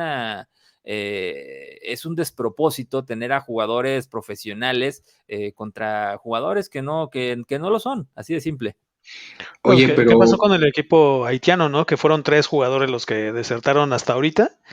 Bueno, ya todos regresaron. Entonces, creo que México no necesita ya esos torneos, la verdad, ¿no? O sea, sí da boletos para ciertas cosas, pero No, México lo que tenía que haber hecho hace muchos años era haberse mudado a Conmebol. Si realmente le interesaba esto, o sea, no estaríamos hablando, tendríamos años sin hablar de estos temas si México se hubiera mudado a Conmebol cuando tuvo la oportunidad, ¿no? Ahora ya es más complicado porque ya CONCACAF cerró todo un embalaje comercial con México, con CONCACAF, con sus clubes, con la fusión, con la MLS. Ya es imposible prácticamente en estos tiempos, ¿no? Cuando tuvo la oportunidad no lo hizo.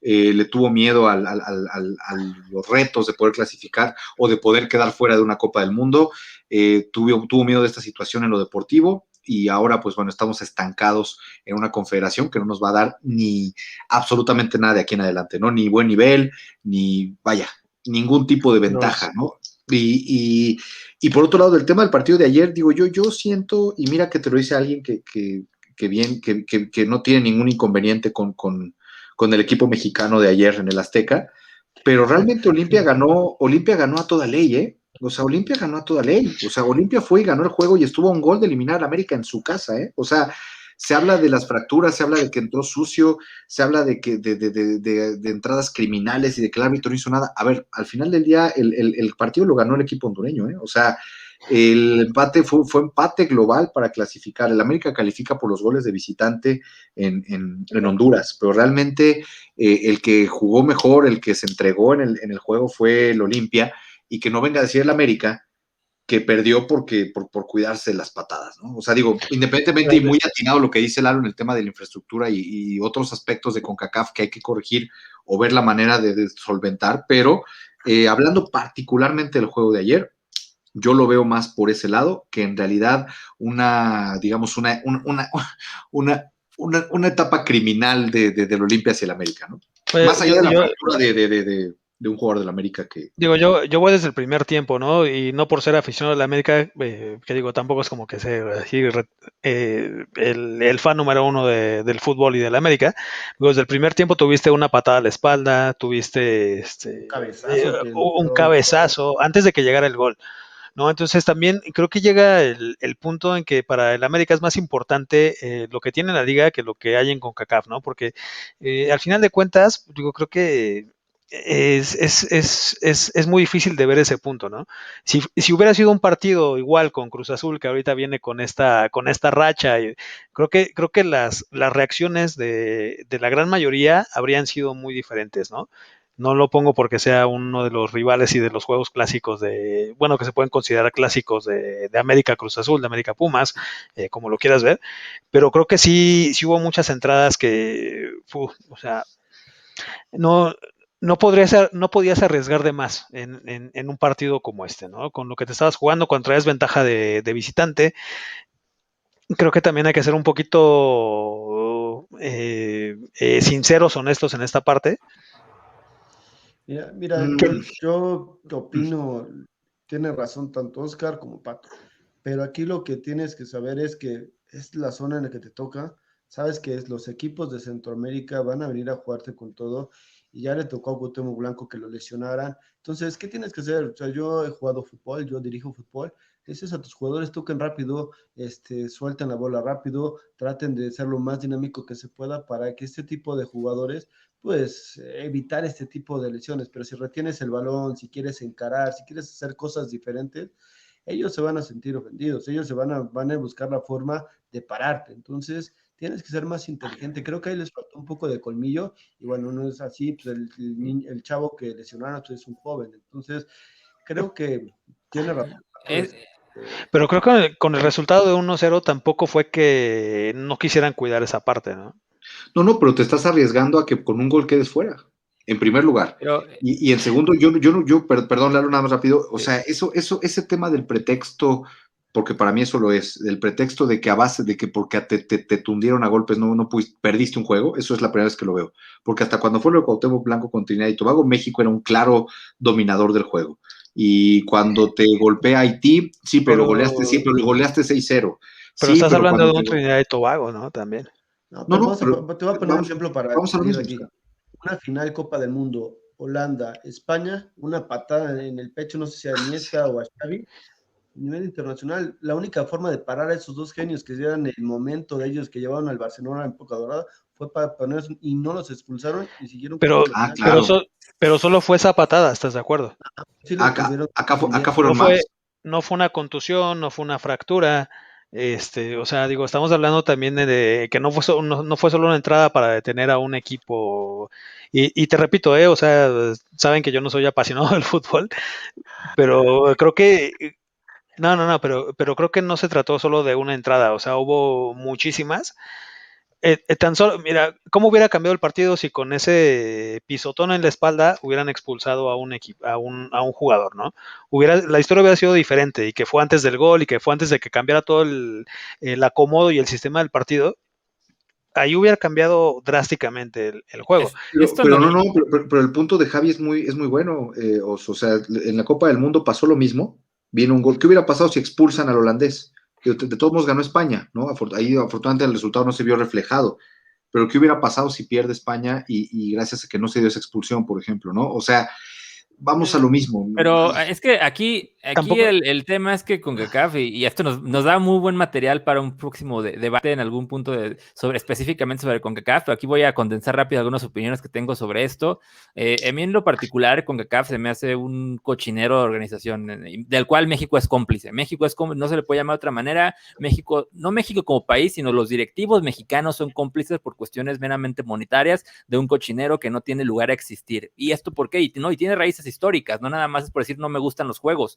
Hay que recordar que CONCACAF, como lo que conocemos hoy como CONCACAF, es una construcción, es un esquema armado por dos, hay que llamarlo con todas sus letras, por dos caciques, por dos zampones que hoy ya fueron ya juzgados, condenados, que se llaman Jack Warner y Chuck Blazer, que durante muchos años movieron y coaccionaron junto con directivos de baja moral mexicanos para armar un bloque económico, que es CONCACAF, es un bloque que usa el poder de taquilla, el poder de infraestructura de México para exprimirle dinero a todo mundo y navegar con la bandera de que estás ayudando al fútbol del Caribe, cuando el fútbol del Caribe ha avanzado un carajo en los 20, 30 años que lleva operando historia reciente de CONCACAF. Entonces, y este tipo de torneos, o sea, te acarrea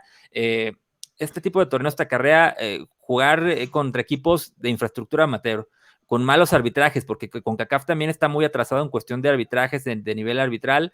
Entonces, yo creo que este tipo de torneos que tratan de vender como la Copa de Campeones de CONCACAF y el hecho de que el torneo regional a nivel selecciones, que es la Copa Oro, sea una copa de 20 metros, te habla del complejo de inferioridad para una confederación que no representan ni la base de esa copota, que es la Copa de Oro. Entonces, mi punto es que este juego, es una muestra, como cuando te analizan una verruga ahí extraña en el cuerpo, es una muestra de algo que puede ser de muy, muy malo, de algo que puede ser muy peligroso en el panorama general. Y yo creo que este partido representa todo lo que está mal con CONCACAF, una confederación que debería replantearse una reestructura total o desaparecer y fundir a los países que valen la pena en CONMEBOL, una sola confederación americana. Ese es mi punto de vista y lo que me quedo de este juego.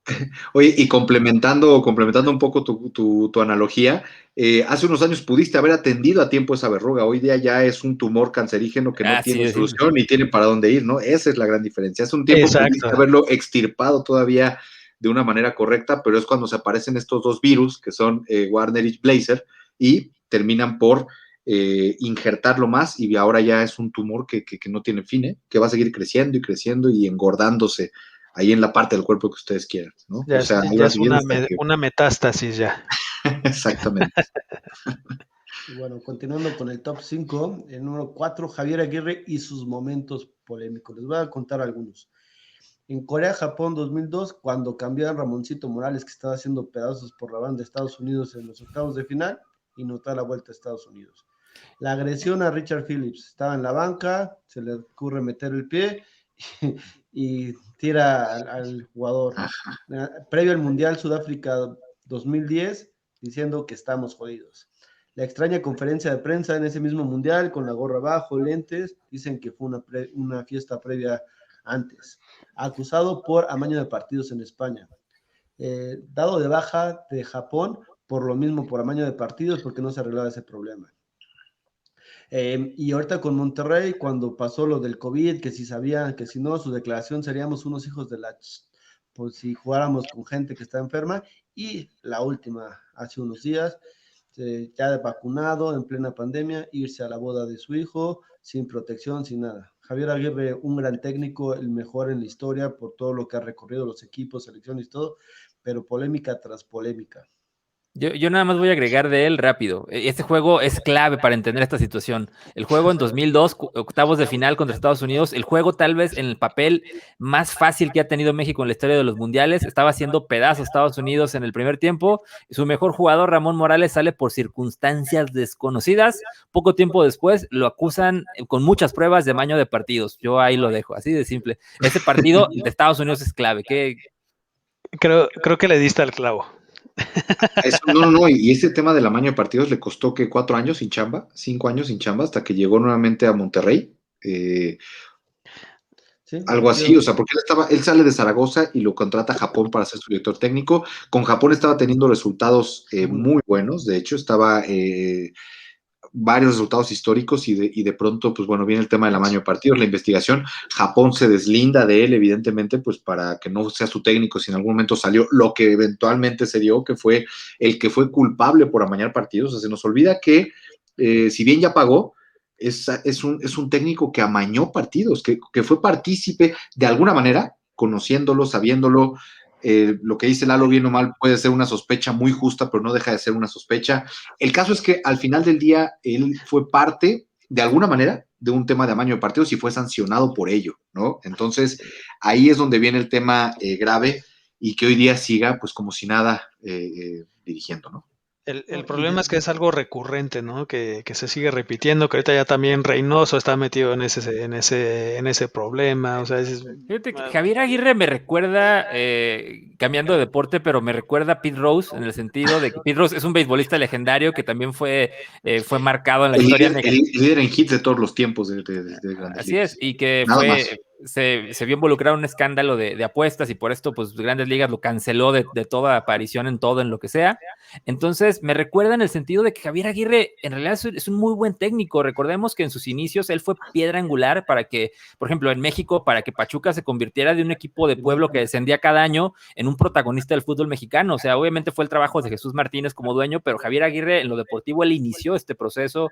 En Zaragoza hizo un gran trabajo como técnico, lo que le valió. En Osasuna, ¿no? En Osasuna fue una revolución lo que hizo en Osasuna. Calificó a la Champions League a un equipo como Osasuna. Me parece, llegó con todo merecimiento a ser técnico del Atlético de Madrid. El problema es que es alguien que no tiene necesidad de hacer estas cosas que yo, o sea, como dices, no, hay suposiciones, pero yo sí creo que sí es culpable de varias cosas que se le acusan, y es triste que yo creo que es una persona que no tiene necesidad de hacer esto, no sé si sea vicio, enfermedad, de caer en estas polémicas ridículas como lo de Monterrey.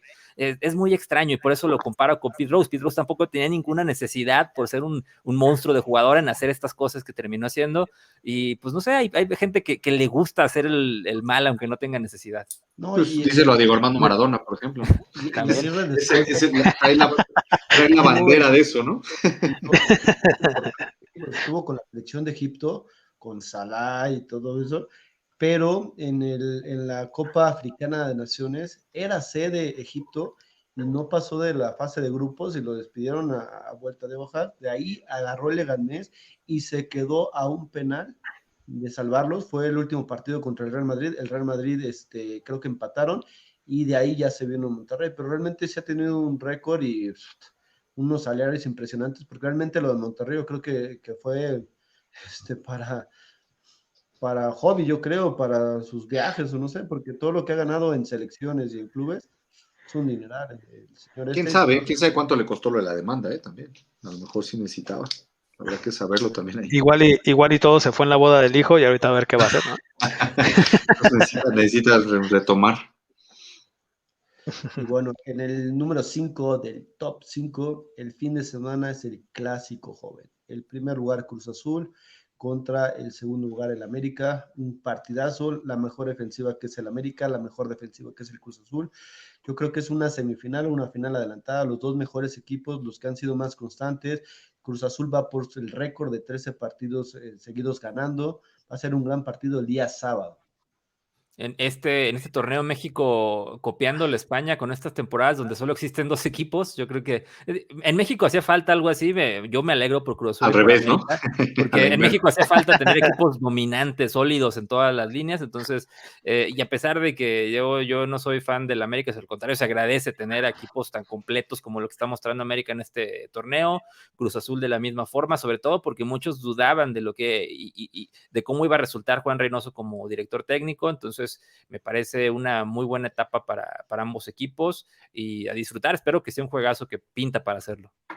No, y lo atractivo que resulta en todo el contexto, ¿no? Juan Reynoso, un emblema silencioso de Cruz Azul, ¿no? Generalmente Cruz Azul, yo creo que el error de Cruz Azul estaba en buscar a sus emblemas mediáticos, ¿no? A sus emblemas que más ruido hacían, a los emblemas más icónicos que no daban el ancho como directores técnicos. Ahora encuentran al más modesto, seguramente al que menos le pagan de los últimos 10 años, al que menos sueldo, se los que es el más bajo salario tiene en los últimos años, y mira dónde ha llevado a las esferas de Cruz Azul, ¿no? Y el América, por el contrario, fea su ADN, ¿no? Fea su tradición de traer al técnico caro europeo, con experiencia en el Real Madrid, como director deportivo, como técnico, y ahora, bueno, también con experiencia en México, sí, pero más con un perfil un poco más alto, ¿no? Con esos perfiles que a la América le vienen bien mediáticamente y ahora afortunadamente también deportivamente, ¿no? Entonces, con ese platillo yo creo que va a ser un gran juego. Como bien lo dicen, es más, yo creo que no recuerdo cuándo fue la última vez que un América Cruz Azul llegaba tan atractivo en la tabla general. Yo, de verdad, en los últimos años han sido pocos, siempre Cruz Azul estaba al borde de quedar fuera y el América arriba, o viceversa, o había uno alejado y otro más. Ahora están los dos en un momento clave, en un momento importante. Los dos ya clasificados y además asegurando prácticamente el 1 y 2, salvo que pasara alguna tragedia en las próximas jornadas. Entonces, muy interesante y creo que es complicado un pronóstico. Es que, imagínate, No, yo pero rápido, me no, pongo a sí, pensar qué significativo sería que fuera un círculo completo. Imagínate que llegan a la liguilla como 1 y 2 Cruz Azul y América, llegan a la final y que ese momento que llevan los de Cruz Azul esperando tanto tiempo, el romper la maldición, el romper ese de la Cruz Azuleada, sea en un juego contra la América donde nació ese término tristemente célebre en aquella final donde les dan la vuelta de forma ridícula con aquel gol de Moisés Muñoz. Imagínate que el círculo se cierre y sea la redención contra una América también en un gran nivel. Sería como de no, película eso. y es que a eso iba justamente, ¿no? O sea, no hay, en los últimos 85 años del Cruz Azul, no hay algo, no hay algo más que llame la atención que justamente esa final, ¿no? De todo lo que viene arrastrando el Cruz Azul, ahorita que ya más adelante también en algún debate platicaremos de todo lo que está pasando con la directiva, de todo lo que envuelve al Cruz Azul.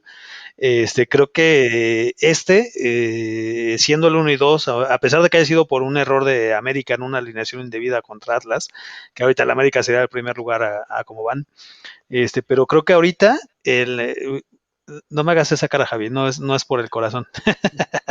No, No, es fue un súper, tema. porque serían 3 puntos que lo tendrían arriba, o sea, No, exacto, pero creo que no hay, no hay. si este año Cruz Azul no termina con esa maldición y con esa Cruz Azuleada, o sea, creo que ya no hay forma, ¿eh? Ya cuando se cambió administración, como les digo, ya platicaremos más adelante de ese tema del por qué a lo mejor se dio la Cruz Azuleada, si este año no es, creo que este año Cruz Azul sí tiene que ser campeón, y si no pasa este año, no va a haber manera de que lo vuelva a hacer, No, ¿eh? no, y deja tú que pase o no pase, o sea, yo creo que hay maneras de no ser campeón también, ¿no? En el caso del Cruz Azul, como bien lo mencionan con el tema de esa final, o sea, se puede ser y se puede no ser campeón y las formas también influyen, ¿no?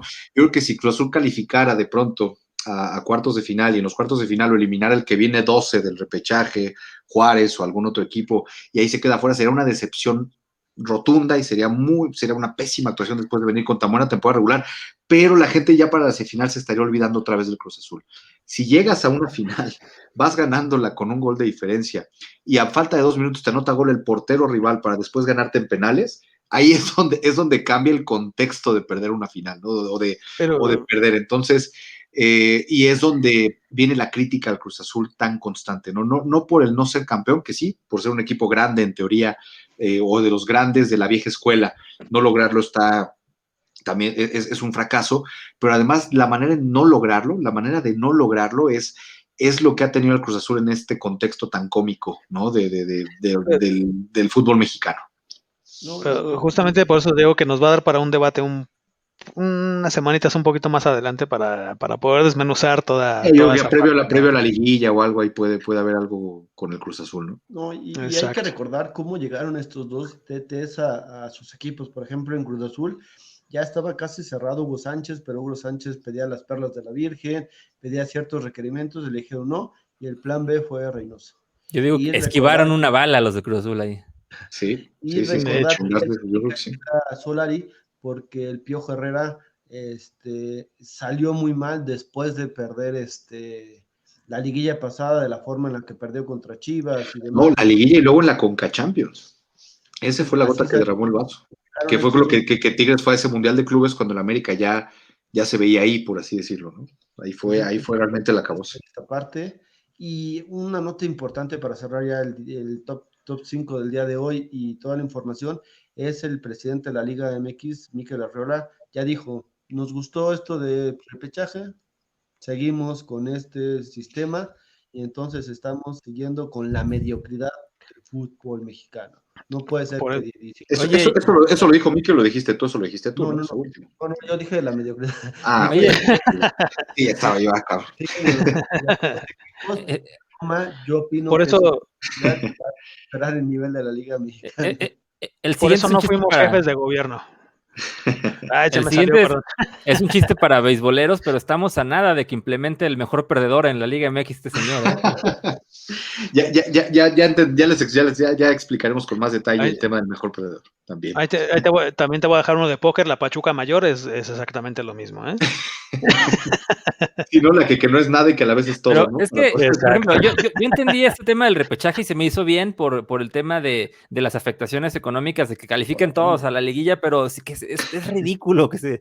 O sea, yo incluso para mí, una forma muy buena de arreglar el fútbol mexicano sería volver a torneos largos. A mí me gusta la liguilla, o sea, a mí se me hace que sí que pierde un poco luego cuando es líder general, porque pasa como en España, que a falta de 10 jornadas ya son campeones. Me gusta la liguilla, pero a mí me encantaría una liguilla corta de 4, los 4 mejores, una semifinal, una final, premiar al mejor y venga.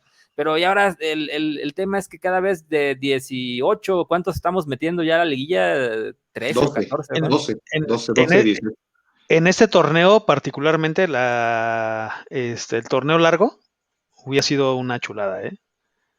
Fíjate que ya con el torneo largo, quizá meter 12 no hubiera sido tan descabellado, ¿no? Tendría cierto grado de mediocridad, pero no hubiera sido tan descabellado el meter a Pero 12 o 18. vas al año completo, ¿no? Ahora, independientemente de ello, ahí Puebla fue 12 y eliminó al 5, que fue Monterrey en su momento, ¿eh? O sea, también estamos hablando de un tema álgido en ese sentido. O sea, por un lado va a decir Puebla, oye, yo fui 12, me metí de última hora, no tenía ni por qué haber estado ahí y eliminé a un equipo que estaba 8 posiciones arriba de mí y lo eliminé en su casa. O sea, ahí también te va a decir en su momento Monterrey, te va a decir en su momento Juárez, oye, ¿por qué nos quitas la posibilidad de soñar de esa manera? ¿No? También, o sea, al final del día es un tema curioso. A mí me encanta, si los digo honestamente, sí, claro que es un tema mediocre hablando de la excelencia deportiva, claro, definitivamente, pero el ver a un equipo que llega en el lugar 12 sin nada que perder, a divertirse, a enfrentarse a un quinto lugar con la presión encima en su casa, ir y ganarle ahogado de risa, de verdad, eso creo que es para lo que vivimos muchos de los que nos gustan las historias de underdogs en el Está, deporte, ¿no? Yo está creo de que película, ¿no? este repechaje hace o genera ese tipo de historias. Que sí, que hablando de la excelencia y del trabajo deportivo no lo es, por supuesto, claro, ¿no? Le estás dando chance a un equipo que viene de jugar de medio gas a que quizá logre una clasificación y de pronto vaya y se meta a la casa de un Monterrey, de un América, de un Cruz Azul en un repechaje y le ganen un solo juego, ¿no? O sea, Pero pero, a mí pero el sí, a mí espectáculo sí está llega, garantizado, ¿eh? Eso sí se los digo. a mí sí llegara Xolos en 12 y le gana al América que va en primero, puta, yo encantado, ¿eh? O sea, es justamente eso, ¿no? O sea, pero que les des un año, ¿no? O sea, Exacto. que no hagas dos liguillas y que no quieras ver negocio y que dejes correr el deporte como tiene que ser. Para mí estaría De perfecto, ¿eh? acuerdo. Sería el Con equilibrio solo perfecto. exactamente. Déjale a los 12, ok, califiquen 12, pero deja un año, deja 34 jornadas, que jueguen 34, para que realmente hagan los puntos requeridos, ¿no? O sea, es lamentable que un equipo con 16 puntos de repente se cuele a un 12º lugar y clasifique a cuartos de final, ¿no? O sea, en fin. Yo soy enemigo completamente de los torneos permisivos. Yo amo en postemporadas, amo el formato de grandes ligas. Hay 6 divisiones, califica el primero y párale de contar y el mejor nada más. Así de simple. Oye, ¿no te gustaron los juegos sencillos de primer playoff en Grandes Ligas el año pasado? ¿No te Pues gustó cómo ver a Toronto como 8º lugar pudiendo eliminar de manera, digamos, dramática al primer lugar y que en su momento estaba cerrado el juego, ¿eh? fue Bueno, pero interesante por la circunstancia de la pandemia, que tenías que, o sea, y también lo hizo, por ejemplo, en este año, la Liga Mexicana, por la expansión de equipos y por temas de pandemia, va a experimentar con playoffs más permisivos. Y yo creo que en situaciones especiales, como aquella temporada del 81 en la Liga Mexicana, cuando la huelga y la temporada del asterisco, hay asegúnes, pero yo en lo general soy fanático de cuando las postemporadas son muy reducidas, muy cortas, solo con los mejores. pero ¿cuántos equipos tienes también? ¿No? O sea, ¿cuántos partidos tienes? Sí, bueno, sí, es una cantidad descomunal de juegos, pero No lo puedes equiparar tampoco, ¿no? en ese sentido, como ustedes lo dicen, yo sí concuerdo en que sí, el fútbol mexicano yo creo que ya está listo para regresar a los torneos largos, ya es tiempo, ya no creo que sea tanta la diferencia de dinero en tener a la gente ahí torneitos de 6 meses, no creo, no sé, no soy mercadólogo. Que sea el torneo largo y vámonos directo ya. Pues hay que preguntar, digo, hay quien incluso intentó implementarlo en el béisbol a sabiendas de que eso generaba más dinero en el fútbol, ¿no? Entonces, de hecho, fue nuestro invitado en el primer programa de No, Pinceladas. eso hay que hablarlo, eso Eso ya yo es un tema abiertamente, curioso, ¿no? Y que estuvo en los dos deportes, aparte. Sí, sí, sí, sí. Uh-huh. Eso sí hay que, yo lo digo abiertamente aquí ante como toda la audiencia como testigo, yo soy partidario y estoy a favor de muchas de las ideas que se impusieron en ese año experimental de la Liga Mexicana, con la que yo personalmente no estuve de acuerdo, fue los torneos cortos, no le veo necesidad, ni en el fútbol ni en el béisbol. De acuerdo. Y bueno, en el béisbol, para que lo sepan, también, igual que en el fútbol, clasifican este año particular 12 de 18, ¿no? También son 18 equipos, igual que en el fútbol, por los dos equipos de expansión y califican 12 también, ¿no? Ya con el formato de mejor perdedor, que ya explicaremos conforme vaya llegando la Liga Mexicana también de béisbol, ¿no? Pero es un tema muy, muy polémico y pues como siempre ya nos extendimos después de la medianoche, se puso sabrosa la plática, pero pues yo creo que vámonos ya con las recomendaciones, muchachos, si les parece bien ya para despedir. Excelente. Pues si quieren, me gustaría abrir el día de hoy con las recomendaciones porque estoy muy emocionado, de verdad estoy muy emocionado y tiene que ver con mucho de lo que hablamos el día de hoy, tiene que ver con béisbol, tiene que ver con Jackie Robinson, tiene que ver con eSports, porque mi recomendación de esta semana, prepárense porque el próximo martes 20 de abril sale a la venta y a descargas y todo el videojuego MLB The Show 2021, el más nuevo de la franquicia que involucra a todas las ligas mayores y menores y con la novedad de que aparece en múltiples consolas, siempre había sido exclusivo de la consola de PlayStation, ahora aparece en PlayStation y en Xbox, y el Xbox por ahí tiene un sistema de suscripción que es parecido a Netflix, pagas una suscripción y puedes descargar todos los juegos del catálogo. The Show va a estar disponible en este servicio de suscripción, entonces ya ni siquiera vas a necesitar comprarlo, yo estoy ya que se me cuecen las habas para que sea 20 y poder descargar el MLB The Show.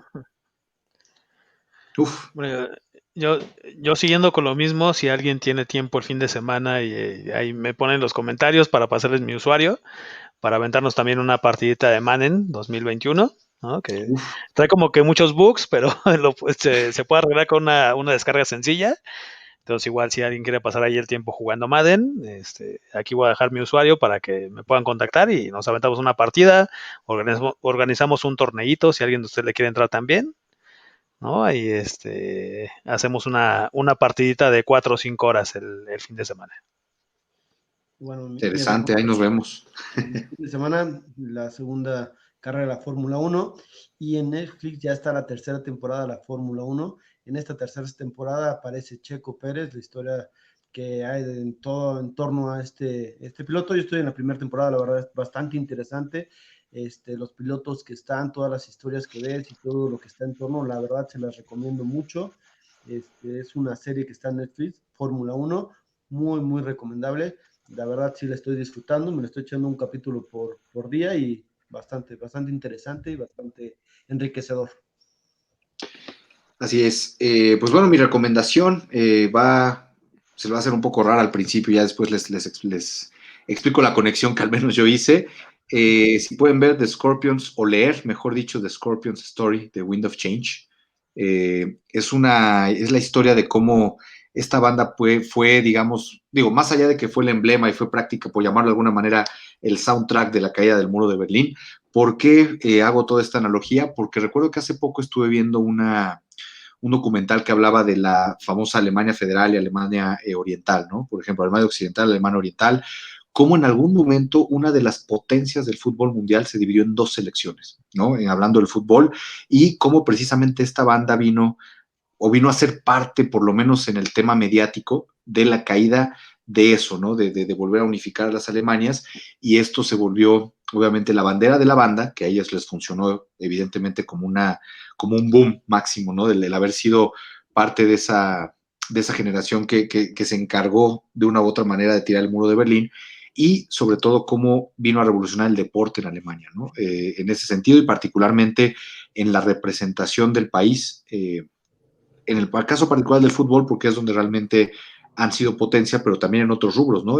Alemania oriental o la Alemania soviética, la Alemania socialista, ganó muchas medallas también por su cuenta. En eventos importantes porque también tenía grandes atletas, ¿no? Entonces, esas medallas, ¿a dónde quedaron? ¿A dónde se van? Se unen a la gran Alemania en ese sentido, se le quedan a la Alemania oriental. Cuando Alemania fue campeón en el 74, se habla de que fue Alemania occidental campeón, no Alemania. Entonces, cuando de pronto ya te puedes saber el libro completo, pero entonces, ¿quién fue? Ya ahora que se le considera Alemania, es justo sumarle el título a Alemania cuando había otra Alemania socialista que era potencia en otro tipo de deportes. Todo eso me surgió hablando de los Scorpions y por eso... Me hizo recordar rápido la anécdota de, por ejemplo, uno de los ídolos del fútbol alemán de principios de los 2000, que era el capitán Michael Ballack. Es uno de los pocos alemanes destacados que él todavía le tocó nacer cuando estaba Alemania dividida, y él es de los pocos que destacaron naciendo en la Alemania oriental, la Alemania comunista, y pues le tocó toda su infancia ser parte de la Alemania comunista, y ya afortunadamente su adolescencia y adultez ya estaba la Alemania unificada y pudo ser capitán de esta Alemania unificada, pero estuvo a poco de no poder destacar, un jugador que pues hizo historia a principios de los 2000 con Alemania. Así es, pues bueno, conociendo la historia de Scorpions y viendo el contexto que tiene, sobre todo en la caída del muro de Berlín, se van a ir más atrás y van a empezar automáticamente su cabeza los va a llevar a buscar el tema de la división de las Alemanias, ¿no? Entonces, se los recomiendo Wind of Change, de la historia de los Scorpions, ¿no? Entonces, esa sería mi recomendación para esta noche.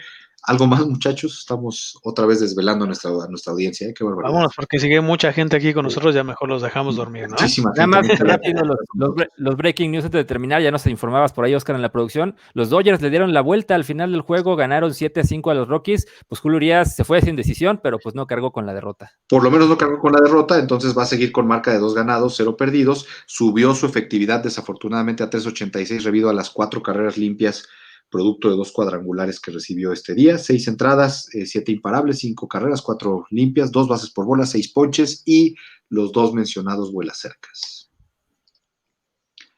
Así que bueno, señores, esto ha sido todo. Muchísimas gracias de verdad por haberse desvelado una vez más con nosotros aquí en Pinceladas Deportivas, en esta ya la edición 25, si no me equivoco.